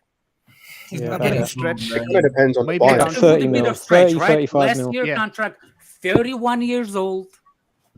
He's 30. 30? I thought he was 31. Listen, he's not gonna get sold. We have Yeah, that's what I'm saying. And If- it's not if- worth it. You can't get anyone in for the same price. You a That's good. contract for 200K or something, just a lot more money, or we let him go on a free. On free. And if you put him on 200K, then you decided that is your midfielder moving forward Exactly. for And the 2 that's years. when you're gonna see me every We're not my putting Twitter- someone on 200K to sit on the bench. Because That's Frankie what I de was Jong is gonna not ask. coming in for. and then you're gonna see me I mean, Tuchel like- out from that Yeah, moment. so Yeah, if but he this does is the- resign, will you be too out then, Alex? Yes, I am. I am. That's all I wanted No, to but then know. at that point, Exactly. listen. At that point, there's no excuse for the midfield. That's your guy. You've chosen him. Exactly. You've given him 200K. Exactly. That's So what If if we you wanna make do that. Jorginho work then? Would you still be I Tuchel? hear what you're saying, Dan. Of course he would. And he'd be You gotta make- Jorginho out still. He'd still find What'd a you reason say? to hate on Jorginho. What'd you say, Lewis? If he resigns Guys, I've Jorginho, only brings gotten other 70 midfield options, and we seem to work out, would you still be Tuchel out? If No, he's but gonna listen, be like a it- no, if Jorginho is on the bench and we have a primary and he's there for some, He's not gonna be on the specific- bench. Oh, if he's a starter, but he gets other midfield options, and we play better as a result with Jorginho or the other midfielder. with Jorginho. Fuck that, no. That's the difference. And I this can, is- no, and no, all no, this team- is- no. So you've just got an agenda. No matter what, you've got an agenda. And it's a waste If of you an can argument. prove to me that with Jorginho on the team, we can play smoothly and get 83 to 86 points, I'm with it. No, that's what I was Yeah, trying to but say. you I'm are with at Be least behind gonna the team. see how it plays out. No, I just don't see that. See what Alex was saying.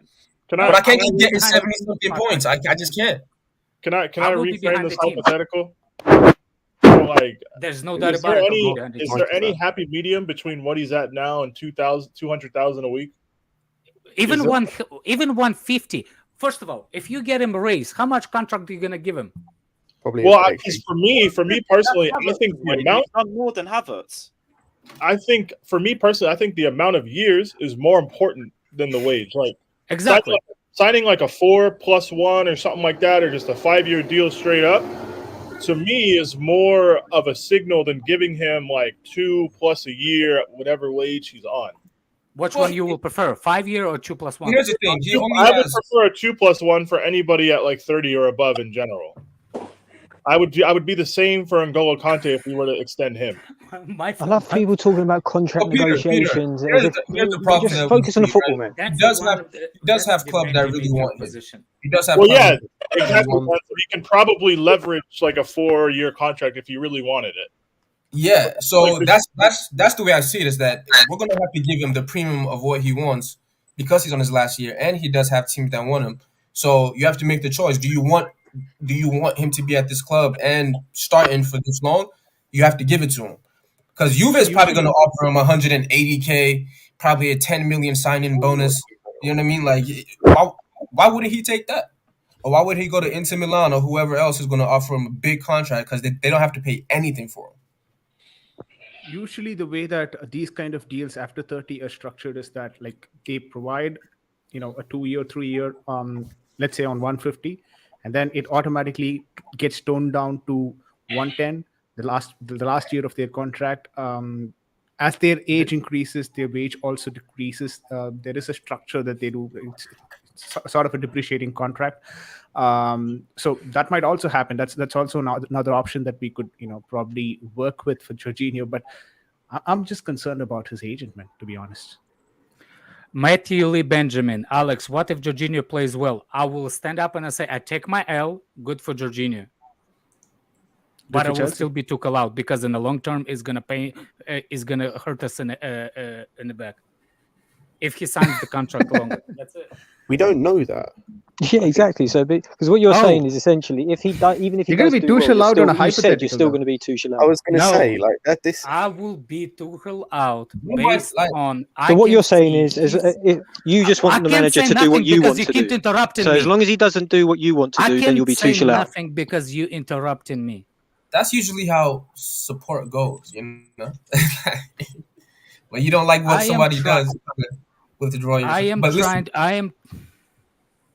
Listen, Redneck, I'm cool.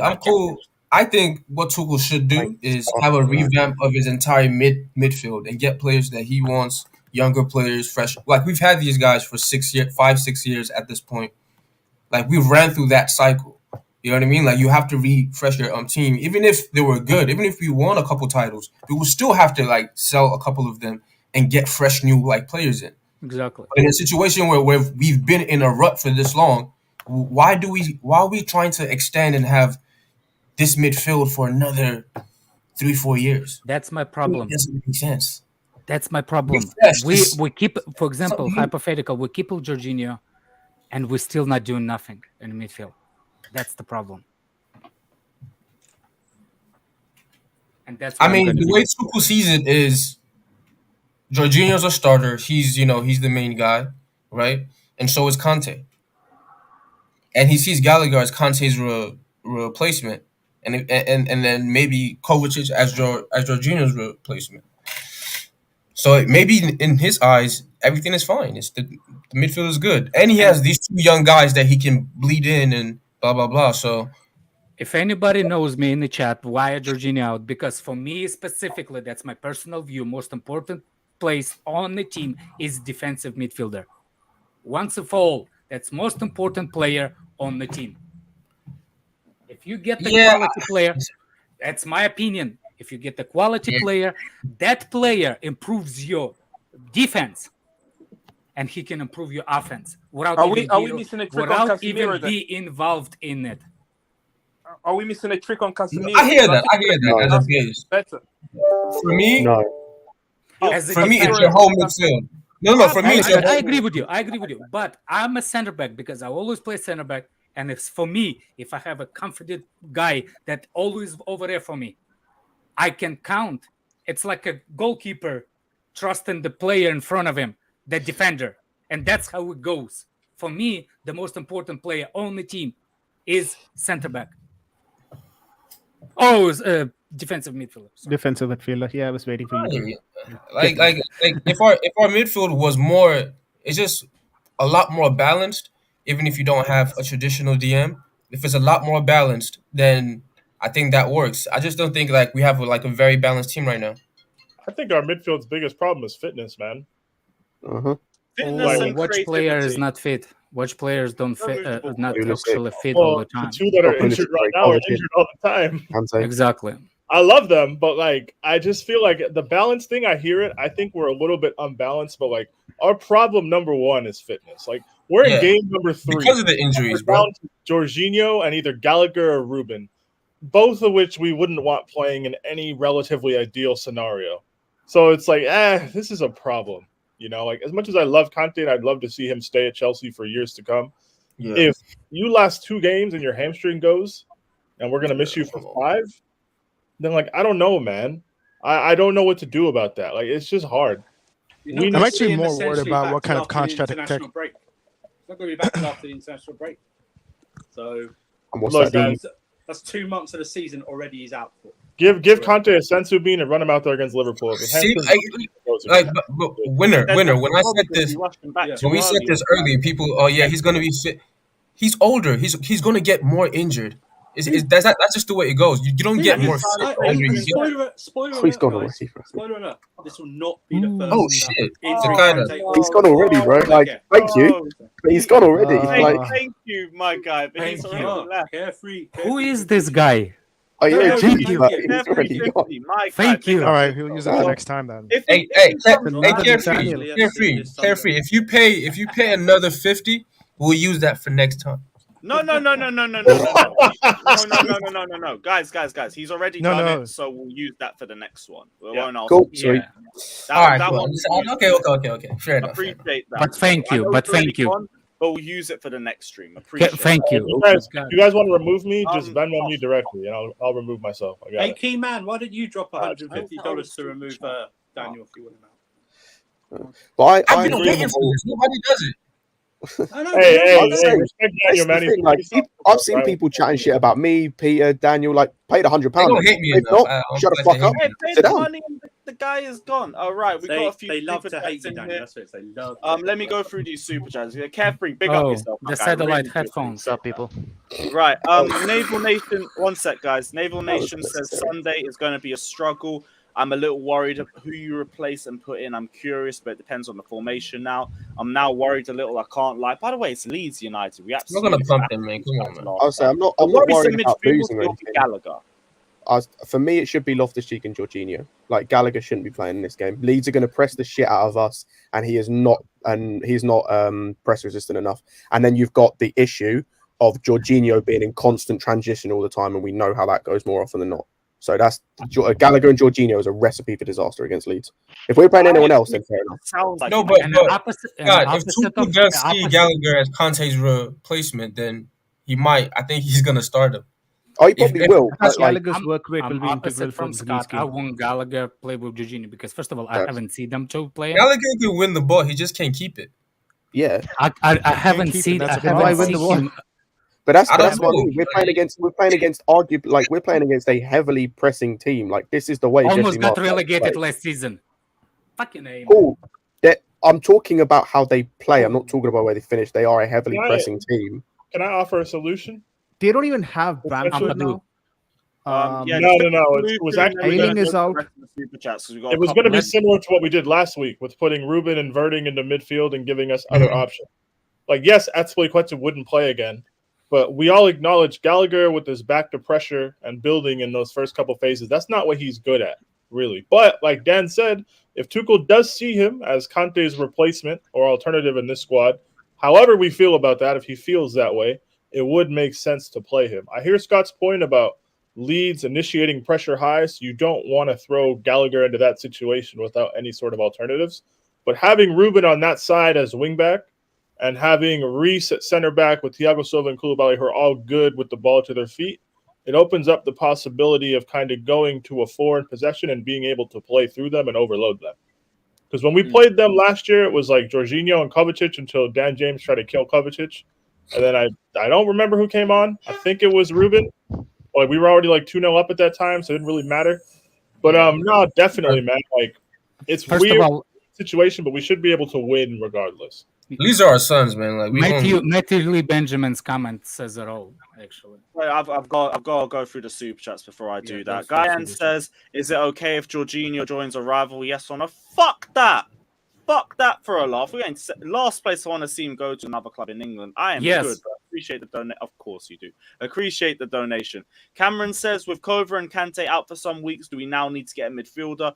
I understand we have some players already, but we need experience. Yes, but I think Tuchel's happy with the midfield we have because we've barely gone in for anyone. We barely even looked at anyone. So he seems like he's happy with Gallagher, with Gilmore, we're saving for Rice options. Forbid. I doubt it. Even then, what are we going to do for the whole year then? Just run around. Oh, I thought you were okay with Jorginho. Jorginho weren't my problem. Kante and Kovacic's injuries are I my was going problem. to say, if we needed a midfielder before Tottenham, and we definitely need one now. If we get a midfielder in now, if we get a midfielder in now, we need someone who can be box to box. Like, there's no point. Like, we need a DM, yes, but we need a box to box or a guy who can get.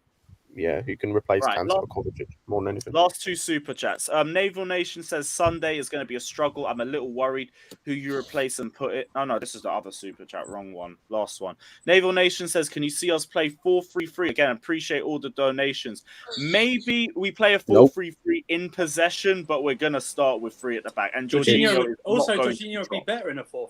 So he's the only experienced midfielder that's Lewis, why are we entertaining this? We know how it's going to be. We're going to probably be a 3-4-3, and then possibly, depending on if Ruben plays, a 4-2-2-2 in I think possession. Wintersurfer meant that just a super chat.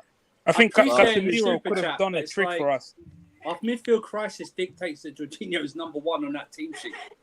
So no matter what. So Scott, you raised the alternative there, right?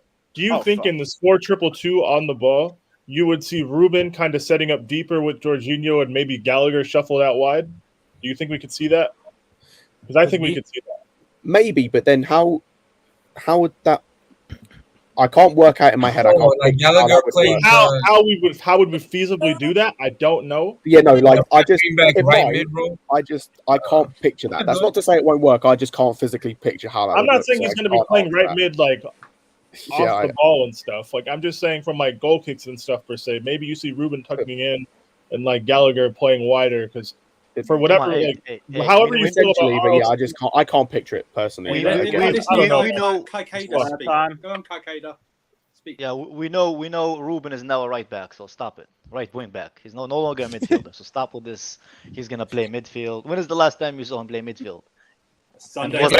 Last week. Yeah, but what for the last 15 minutes because everybody else was injured because Kante was injured. Yeah, but we had injuries again. So he was moved into midfield first. Now we have injuries again. So he's gonna play. He's probably gonna play again. You think he's gonna play midfield, Daniel? Yeah. Kante and Kovacic are both injured, so it's either Gallagher or him. That's the most honest choice. And I'll be real. That's one. He's more. I'll be honest. You guys might not agree with this, but in this system, he's more. I'll play Mount with Georgie in there, man. I'll be real. I'll be real, man. I got you, bro. Wait, you know what, Dan? I hate it, but I don't hate it that much. Fuck it. Run it back, I don't hate it at all. I don't hate it at all. I want to see it. Me too. I actually don't hate it. I want to see it. It's been. I saw it once preseason. It was cold. I was running back. I'm willing to try that again. I would try that again. The only reason no. Did we ever play him beside Jorginho? Listen, it's either Gallagher, man. Listen, I'm not Gallagher. Let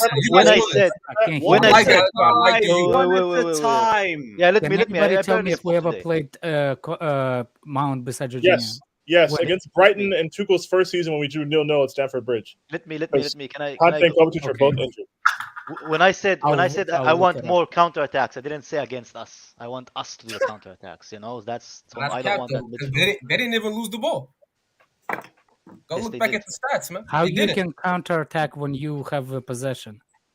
We don't. When these two have the play together, I don't think we're gonna have that much possession as much as we always do. I mean, we will by necessity. So even let's go down this hypothetical route, right? And I'll play for whatever reason, Mount is playing pivot. who is fit to play in the front three, guys? Is Havertz, Sterling, and who? Pulisic's not fit. Aubameyang. Hopefully, Probably Ziyech. Aubameyang is still involved. Pulisic is a doubt. But it's still Okay, he so might Pulisic still is play. out. Pulisic is No, out. he's not out. He probably won't trained start. today. He probably He won't trained start. today. But I don't think he's Game out. is on Sunday. Aubameyang needs he's not- to be registered before 12:30 today. Fuck. Yeah. Yeah, I said Broha is injured too, so We're yeah, speaking with- Pulisic, Havertz, and What happened Sterling. to Joe? Where is Joe? Yeah, forget Or I'll be real. I think if Gallagher not playing in the pivot with Jorginho, Gallagher can play for Mount. No, I wouldn't try that yet. Not in this game. Not to start. I would rather that than him playing the pivot. To be honest. One sec. I'm not gonna say no to that actually. Right, one sec. Naval Nation says, let's say your manager Kante's out, Kova's out. Do you play a 4-3-3 or a 4-4-3? I think he meant a 3-4-3, bro. I think he meant a 3-4-3. Because it'll probably be a 4. 3-4-3, but that's an extra player if it's a 4-4-3. How can you play 4-4-3 if there's No, no. He meant 4-4-3, bro. That's too many players, my guy. No, I think he meant 3-4-3. Too many players to play Gallagher, Mason, Kai. Actually, I can't work it out. Did he mean 3-4-3? He doubled down on that. I don't know because he said it twice. The first time it was a mistake. The second time is a double down. And I agree. 4-4-3 would win every game, man. Yeah. Yeah, because we have Daniel. What about who? Hold on a second. What about Robin Loftus-Cheek playing in Mount's position, or opposite? Who's gonna play the 12th man? RLC, Sterling. Oh, and, Naval Nation forgot Sterling as well, bro. Send that again with another formation because a 4-4.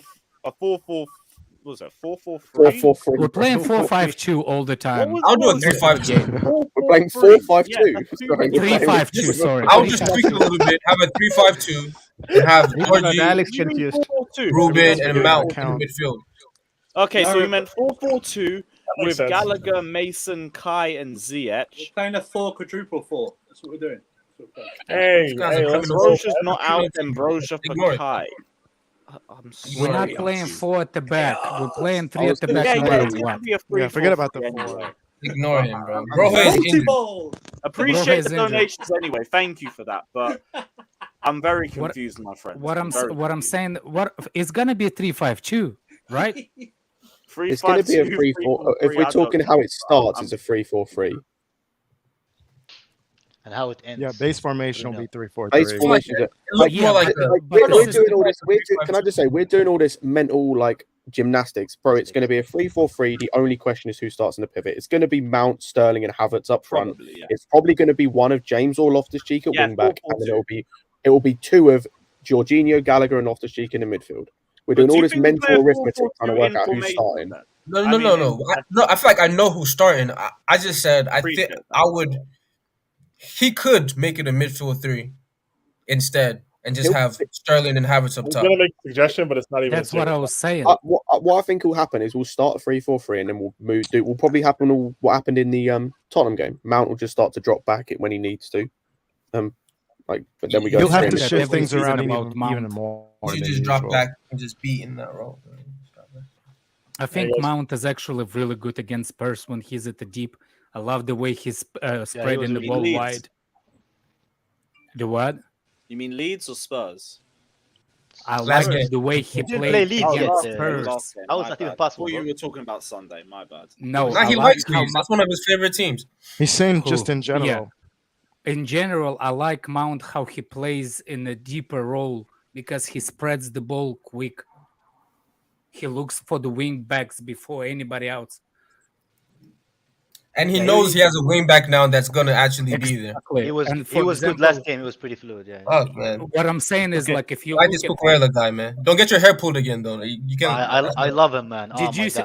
Both of our fullbacks are amazing, man. The way a wing back's playing, for example, if Mount was in the box outside the box and he pulls in, that cross from Koulibaly all the way across on our side frees up the wing back. And sometimes Mount did that when Sterling was on that side or Havertz. It free up the wing backs, and those wing backs become really, really dangerous. Okay, guys, I'm gonna have to take a leave. But yeah, I read CR7's comment. Save Indian football. Yeah, Indian football is being banned right now. Hopefully they get that sorted as quick as possible. But yeah, Why? What happened? CVJ. We forgot to collect. We forgot to have elections, and we basically ran with a Supreme Court appointed body for a long period of time. And FIFA came in the month of June, and they were like, no, you have to get your elections done. Until that, we're banning you. Oh, something happened about Indian football. Yeah, I heard something about it, but I don't know what it is. AIFF is banned. Okay. Temporarily. You know what? Russia's fault. They buy Russian oil. No, we're not going to blame Russia. Don't worry, Alex. No. They blame you because you buying Russian oil. That might happen. Yeah. All right. No, we can blame Russia. We can blame Russia. Yeah, bro. Naval Nation, by the way, ain't going to play a 4-4-2, but I appreciate all the donations and everything. I was just very confused. Yeah, but what if we did, guys? It'd be so funny. I know. Maybe in formation would work, but we did a 4-3-2, so that's a variation of that. By the way, I give you back in the 5 years that 4-4-2 is gonna be again on the rise, man. That's formation. That's the phases. Football's like the phases. Hopefully, I'll be dead by then. Fucking worst formation in football, but we move. No, 4-4-2 works. It kind of depends how you play it. Most people associate you play diamond in the middle. You have two killers up front. Yeah. Traditional wingers and two box-to-box mids. That's beautiful football, man. Yes, you play diamond in the midfield. That's football heritage right there, man. Oh my God. Man. Yeah, I love the formation. Respect Sean Dyche's legacy, man. 4-4-2. I was going to say, everyone just sees it as Burnley's formation. Yeah, so I hate it. Respect 4-4-2 Sam can be really Allardyce, effective. man. Respect Sam Allardyce, all right? Respect that, all right? Respect that. Thanks. You think United is going to require his services at the end of this window? Bro, I don't even know. I think Ten Hag will do fine. I'll start picking up soon. By the way, Casemiro signing for them, man, I'm so jealous. Yeah, he is. I love Casemiro. It's a good sign. Look, to be clear, I wouldn't hate Casemiro coming to our club, obviously, but like in terms of like the profiles, right, and the players we have, we need an alternative to Jorginho, right? Yep. If we're not like at the very minimum, we need an alternative who plays similar to him. Casemiro doesn't take those responsibilities for Madrid. Like I would put Casemiro in the mold of like an N'Golo Kante, where he can run around and break up play and can anticipate defensively, right? And he's great at that stuff. He's closer to that than he is a Jorginho. Like hypothetically, if Casemiro was at our club, who would we pair him with to work best in midfield anyways? Kovacic, probably. So like Kovacic, but like. Could you see Casemiro? But he's still gonna be the one that the deepest. Could we just agree? Like, Alex, could you see Casemiro and Kante playing together? I couldn't. I can't really. No. For Casemiro and Jorginho would be hilarious. But he'd be a perfect lone six. That's why. But that's what I'm saying. That's what I'm saying. With Casemiro, Kovacic can be Kovacic and be free without thinking that he needs to make sure that Jorginho doesn't get exposed on a transition. Why are we talking about Kovacic? He won't be fit anyway for half the season. Hey man, it's not his fault. No. To give you a best Daniel example, James what I will do. Saiyan on his fucking knee, man. To give you a best example, I will be ecstatic if we get Casemiro and De Jong. Yeah, because Frankie De Jong. 100%. Like in a dream. Do you see what kind of midfield I'm talking about? If we can make a dream midfield, yeah, I'm right there with you. Of course. What about Casemiro, Mount, and Gallagher in the midfield three? That is Casemiro should be sending reparations. No, please, no. That's unbelievable. No. If we hold on a second. That's not even a bad. Wait. No. That is a horrible midfield. Let me just say something. And it's not horrible because of two. What? You can have one, but not two similar players in the midfield. What you makes have you to have you have to have a tacky player in the midfield. Casemiro, Mount, Hazard. I tell you what, if that's like United when he sees McTominay. Imagine us pitching that to him. Like Peter pointed out, if that was to be a midfield, Casemiro should get like a tackles completed clause for like an extra bonus in his contract or something. So he's going to be making about 20 tackles a game. Guys, can you think of any midfielder to pair with Mason Mount and Conor Gallagher right now to make an ideal midfield three? Why is Gallagher even starting? Declan Rice. Declan Rice. Daniel, that's my point. Declan Rice. Daniel, that's my point. That is my point. For them to be in the same team, no. It doesn't work. No, Tuchel does not work. That's not a Casemiro. It's not content. He's a pivot guy. That's what you gotta understand. Man, I agree with you. I'm not saying we should do this. We should never do this. If Tuchel tries this, he doesn't want to keep this job. Like they're too similar. Gallagher's against Southampton, very easy to score on. Do it against Southampton. If he was at the level of Conte, I could see it. If we're playing Farmers Town from the 6th tier in FA Cup round 2, then yeah, sure, whatever. You guys I mean, hold on a second. Is Gallagher, for example, can be close to Conte because he's still young. Stylistically, he's like similar in what he like and what Tuchel seems to like about him and what he can bring. He's so young. I actually think Gallagher is closer to Conte than Mount. If Tuchel sees it, yeah, he has to develop it. I mean, that's what he is, though. I mean, come on now. Like, I'm not saying that's what he is. Nobody's saying that's what he is. We're not saying that's what he is. We're saying, is that what he could be? Look, I mean, I wouldn't want him to be like that far away from goal, like how just to be a destroyer. The only thing we get, he's just not polished, bro. Exactly, he needs time. Like, I don't understand what you're saying. Like, the problem isn't his attributes. The problem is like when you watch him play, like for us, he's not polished. Like he doesn't know what he's getting used to. He's getting used to being in a team. Like he's not polished yet. He's an apprentice. He's like on an apprenticeship. Yes. Yeah. So everything he does, we're not looking Gallagher as a final product. I feel like everybody in the comments. Like he does not suck. Why is everything about Gallagher like he's trash? No. I just said don't put him in any starting lineups. Who said that Gallagher was trash? We're not talking about Gallagher like he's trash. We're talking about in terms of this season what he can bring to us right now. There's no shame. I want a midfielder. I don't want him. He looks all right. There's no shame in acknowledging his current level. I just don't want him. Yeah, but the reality is we do need a high level midfielder. We can't just rely on kids right now. Like, let them develop slowly, and steadily. You know, I don't want to like fucking just throw them in and hope things will work out. You know what I mean? For me, do you want De Jong? Do you want De Jong? If you have a revamp and you have De Jong. De Jong is 25. And he's already had a lot of experience in actual Champions League, not in Crystal Palace. I just want to say one thing, right? Does he has a Championship League trophy? Does he has how many Championship League games did he played? Listen. Played a lot of Champions League. Literally, he doesn't have more experience than any of our midfielders. He does have more experience. Yes, he does. He played a lot of games. What the fuck is this? De Jong has a lot more experience at the highest level.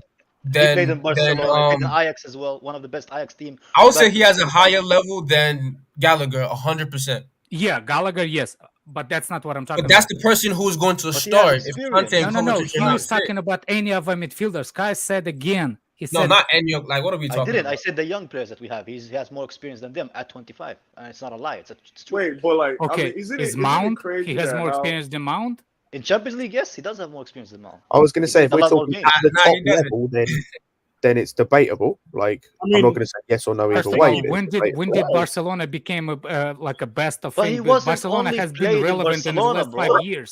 He wasn't playing What? Barcelona was irrelevant for the past 5 years. Naval Nation but he wasn't Ajax. He was in Ajax as well before. Yeah, one season wonder. Like, even in that, they never played Europa League other than last season. Before that, I mean, but Alex, if we're going on minutes and appearances, yes, Frankie De Jong has more experience in the Champions League. Yes. If you want to talk about stage and like context and all of these things and like finals and stuff, then like, yeah, that's a more subjective conversation. Yeah, but I'm talking about the minutes that he actually played in Champions League, so he's used to it. Yeah, he played more on a higher level than somebody like a Gallagher. Well, there might be similar. Gallagher, yes, no doubt about it. He's 25. No. That's my. I don't understand your point. Gallagher has no Champions League. Okay, that's the reason why we want him. I want him because he has experience and he can slot right in because he already played at the highest level. We don't have to develop him from a team like Crystal Palace to ours because he already been at the highest level. So he would slot right into our team. You understand what I'm trying to say? I understand what you're saying, but I just don't think that what he did at Barcelona is the highest level. But he also played for Ajax before that. Yeah, one season.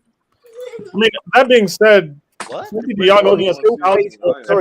still played for Barca. Like, why are we acting like they're not? Even if they're not the biggest club in Spain, they're still in terms of like they're still one of. I swear he played in that Ajax team that was in the No, listen, I semi-final would. of the Champions League. If you're telling me, that's what I'm saying. if you're telling me Kante and Kovacic are injured for most of the year, and I want somebody to come in and start, De Jong 100%. I mean, yeah, but that's not my point. Be Then I that guy. didn't say like. So, No, I thought you're talking about the Mount. With Mount, I have a conversation. Gallagher, They yes. don't play in the same position. I don't want Mount to play in the pivot. Okay, wait, just before that, can we just all agree that? And I still think De Jong is coming. By the way, You still think? I still think he will. That's it. So we're not going to. I honestly think they will because his salary. There's no way they will keep him in Barcelona. No way. The last statement I heard that La Liga said no, we're not gonna accept any more your livers, whatever. They have to sell players, but they this have is what to I sell tried to explain. players. This is what I tried to explain to Jester in that stream before, where he was adamant that he was definitely coming or he had to take a pay cut or leave. They can sell other players. That's why this Aubameyang deal. No. They can sell up. Yes, they can. Yes, they can. Yes, they can. If they sell other players or get rid of other players. Scott, they're going to try to, but if they can't, it's going to be a deadline day move or something. Exactly. You know why they can? They know what they can. This isn't happening any earlier than deadline day. Scott, you know, any earlier than deadline, but they can. You know what they're gonna do? They're gonna do they're gonna basically do what Marcel did to Drogba when they sold him to us. They're like, look, we like you. You're a decent player, but we need that money and we need to sell you. And if you're not gonna come in, you're gonna train with the youth until we sell you.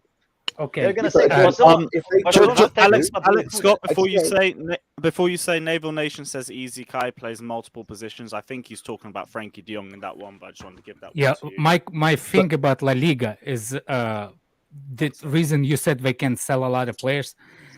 The players that they can sell, they will not generate the salary cap down. That's the problem. He will take a pay cut. I was going to say, you've got PK and Busquets taking a pay cut. You've got them on the verge of terminating Depay's contract. If they then sell Aubameyang, that's more money freed up. You know how much Depay? You know how much Depay is on though? They're going to try and find every alternative to selling. Exactly. They're going to try and find. That's why my point. I'm not saying he's definitely going to stay, and he's definitely. I'm not doing this ultimatum but thing. those But people think that he has no chance of staying or leaving, whatever. They're going to look for every alternative for him to stay, and if he does move, it's happening no earlier than deadline day. But they don't I agree. If anything happens, that's why they want to sue him. First of all, they want to sue him, right? They don't want him to stay. They want him to pay back the wages that he got because they say it's illegal. So that's one of the reasons why they don't want him there. And they want him to take a pay cut if he stayed. And he's not going to do any of those three. He's not going to give them back the money that he has the power. He doesn't have to De Jong is actually pissing me off. Let's make it clear with this legal thing, right? Like, if they win legally and say that his contract was legal, then he's going to be out of contract. He's going to be a free agent. They're not going to do that because they want money from his own transfer. They're not going to revert to his old contract. That's not the way it works. My point is, Dan, if they renege on his extension, he is a free agent as of 2023. So he has 1 year left. It goes back to his initial contract because they would be saying all those that increase in wages that we had to pay you is null and void. So those have to be returned and you go back to your initial terms. So but they still lose money. I am not returning shit. Hang on. Sell him plus I think legally you can go back to your initial terms.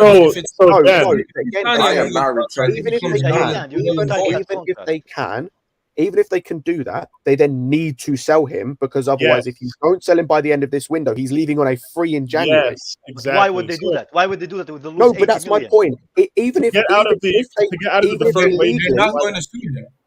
I was going to say they either sue him and the contract just gets ripped up and he's a free agent, or they sue him and he goes back to his previous contract, and then they have to sell him in the next 2 weeks. Either way, if they sue him, they're fucked if they don't sell him. Because exactly, and that's my point is they have to sell specifically him. The reason why I'm saying it's specifically him, it's not because of the money, it's because of the wage. And he covers 6 players' wages with his wages. Yeah. Are you sure, FDJ? I think his contract runs out. People thinking he's gonna stay at Barcelona because he loves Barcelona. No, he's staying at Barcelona because he's trying to fucking put his feet down until he get that paid. He's not there because he loves the sunshine. And again, as I've Barcelona, explained before, until they actually sue him, which we've heard nothing of until the first report comes out, he has all the power. He has to do nothing. There is nothing he has to do. So they also have power, bro. They can no, they don't. the bench. They don't have any power in this situation. Until they come forward with this court case and it actually legally goes to court, they have no power. None. First of all, they didn't even sue him. They know that they're gonna lose the court. Yeah, they don't have anything. Yeah.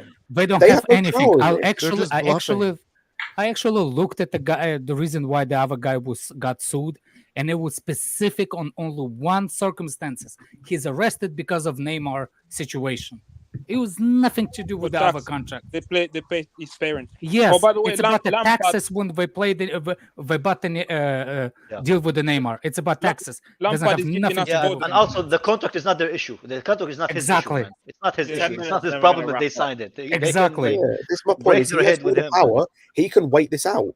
And this is my point: is again because that's the case, and they have no power. They have to look at alternatives. So selling Aubameyang, selling or ripping up Depay's contract. You know, all these like selling Mingways that they did, loaning out Nico, which they did. Like they're looking for other options because he has all the power. Scott, Again, Scott, it's a salary cap. It's not the money. Yeah, and again, if they can find it through other means, then that will work for them. They're trying to register one player. Aubameyang is on 80K. Aubameyang and Depay, their contract combined is 13.8 million euros. So if they can get those off the books, I swear they Young can is on like easily. 24 or something. I'm saying Depay and Aubameyang. Like to Scott's point, let's just say, right, Barca sell De Jong on deadline day. The reason Barca, because let's be honest, they're going to get a huge chunk of money if they're forced to sell Frankie De Jong, right? Pretty much everybody who's moved to Barca is on lower terms in terms of wages than we thought. Like Koundé was going to get like 180,000 pounds a week from us. He's making 120,000 euros there, which is like 108,000 pounds, something like that there. So even if they sell De Jong and were to bring in somebody else, that somebody else isn't making 600,000 euros a week or whatever it was De Jong was making, which I might be exaggerating a little bit, but like even if they do sell him, they can still bring in a replacement in theory. And rest assured, guys, if Bernardo Silva goes to Barca for whatever reason, if they somehow do some like dark magic and claim Bernardo Silva, he's not going to be on 400,000 euros. Yeah. It's not going to happen. My point to Peter is, first of all, those contracts that they did it this season, the players really want to join, and they did it on the lower wage. The later year, if they get business goes up, they increases their salary. Yeah. And there is a clause in De Jong. There's a clause in De Jong contract that will make his salary go up more. Yeah. So Barcelona want to get rid of him now. Because the other players will start asking questions, you know, like other players will be like, "Why is he like making 3 times my salary?" You know. Yeah. And by the way, Lampard is giving us Gordon. You heard what Lampard said. He can't guarantee Gordon. Why ruin my mood, bro, with this fucking Gordon? Let's go. Let's go.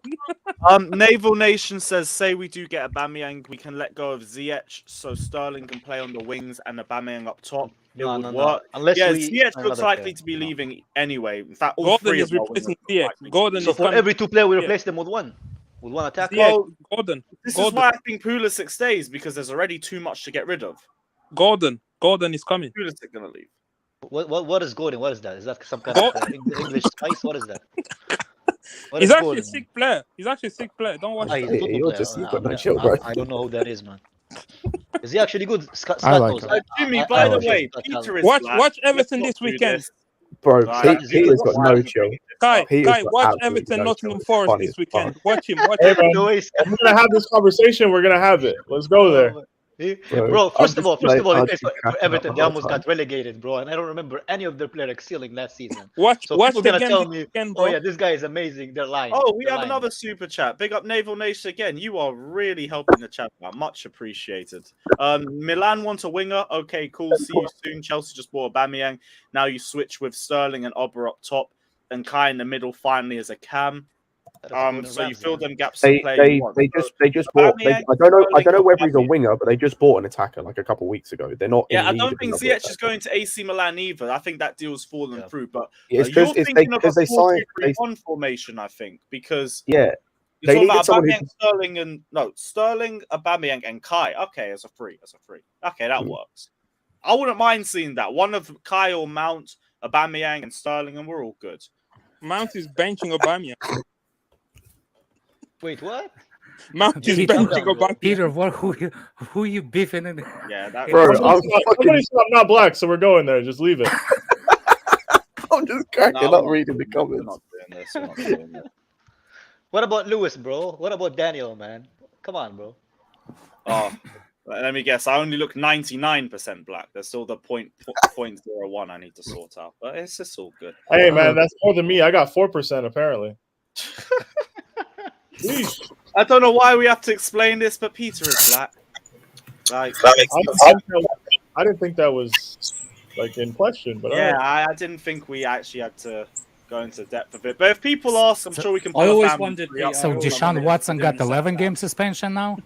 yeah, man, that nasty man. Yeah, of course. Why? What do you mean? Why y'all talking about Deshaun Watson? Alex brought it up, man. I don't know. Oh, He was in Tennessee. I don't know. He's just random change of topic. Yeah, that's your guy. Why do you have a United kit? What is that? That's a Clemson jersey. This guy doesn't know, man. He doesn't know. What is it? What is it? Babalo, not you as well, man. Let's not do this. Fucking hell. Oh, man joined the stream. Oh, there we go. Let's not do this, bro. Come on. We've got 5 minutes left as well. I can't be bothered. Everyone's arguing over Peter's race in the comment section. It's like, what? I didn't know this was like, hey, man. I said he thought I was tanned. Tanned. Lewis. You bastard. No. That's a violation, man. We have to start defending him for a black. Big Ron, don't say that, man. That's rude. Don't say that. Cameron's saying Kai's taking all my signal. Can't get any. With that satellite headphones. Oh. There we go. Jesus. Right. Naval Nation Toys R Us connection, business, it would work out for all parties. Yeah, Naval Nation is better than yours. I have a geek. No way, bro. Weekend, bro. Yeah, Naval Yeah, hold that, Peter, man. Hold For that. pilots, Alex. But I told you about the Nigerians, huh? AC Hey, Milan. Dan, you're right. We need to cancel him, man. Let's do this. What is it about AC Impossible, Milan bro. and Chelsea can't agree on a fee, by the way. That's why Ziyech isn't happening.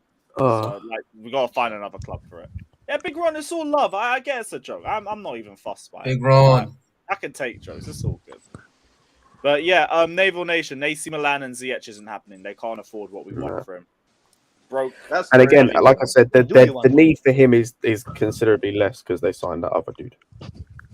United might sign him though, isn't it? Or am I No, hell no. Interest, and that's as far as it will stay. We're not selling him to United. No way. Wait, hold on. Can I just ask? Do you think Ziyech is trash, or you think he's good?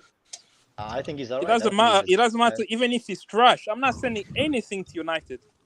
Like Louis said on Twitter, having coronavirus. Why won't you help a relegation? I was going to say, why are we handing them a player? Like, again, there's always a chance he could come good. Why are you giving them that chance? There's a big chance. There's a big chance that I'll take Ronaldo back. We sold them Mata for 37 and we killed his career. Why are we taking Every player that who goes trash? tonight is dead, man. So we're not taking you, Wintersoft. Stay there. What are you at? Let them spend over 80 mil on Anthony. Let them spend like all their budget on Anthony, like 100 mil, whatever it's going to be. Scott. I can challenge that. What happened when we sent them Matic? Flop. Yeah, but that was Matic didn't flop. Matic didn't flop. Matic was still good for them. He was good for half a season. He was good for half a season. Matic was still good for them. So was Mata. Mata just never got played. Mata was good for them. Mata literally spent more time on the bench than he spent on the pitch for them. That's my point. He just didn't get played. Like he wasn't shit. But anyway, at the end of the day, he flopped. He didn't get played. He flopped. So it's the same thing with what's his name? Every player that we send to them won't play, man. They have exactly. That pitch, man. That pitch. There's no problem. Pulisic is injury prone. Just send him there. We have another super again. chat. Why? I know. I'm trolling. Obviously, guys. Let Lewis read the super chat. Let Lewis read the super chat. Naval Nation says, I use that for argument's sake if that was the scenario. Okay, I understand that. We could still find a club for Ziyech by the end of the window too. Someone will come in with a panic buy and we'll get rid of him. But I think him or Cho is the most likely to leave. I saw a link earlier. Apparently, Ziyech is being lined up as a hypothetical Anthony replacement.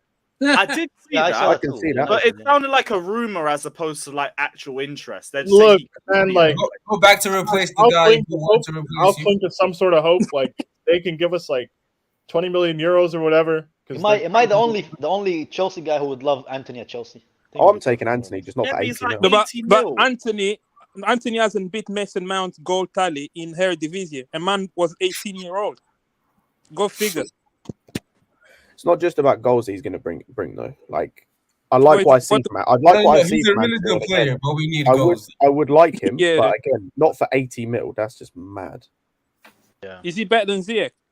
From what you did? I think he's more mobile than Ziyech. I think he'll fit us more.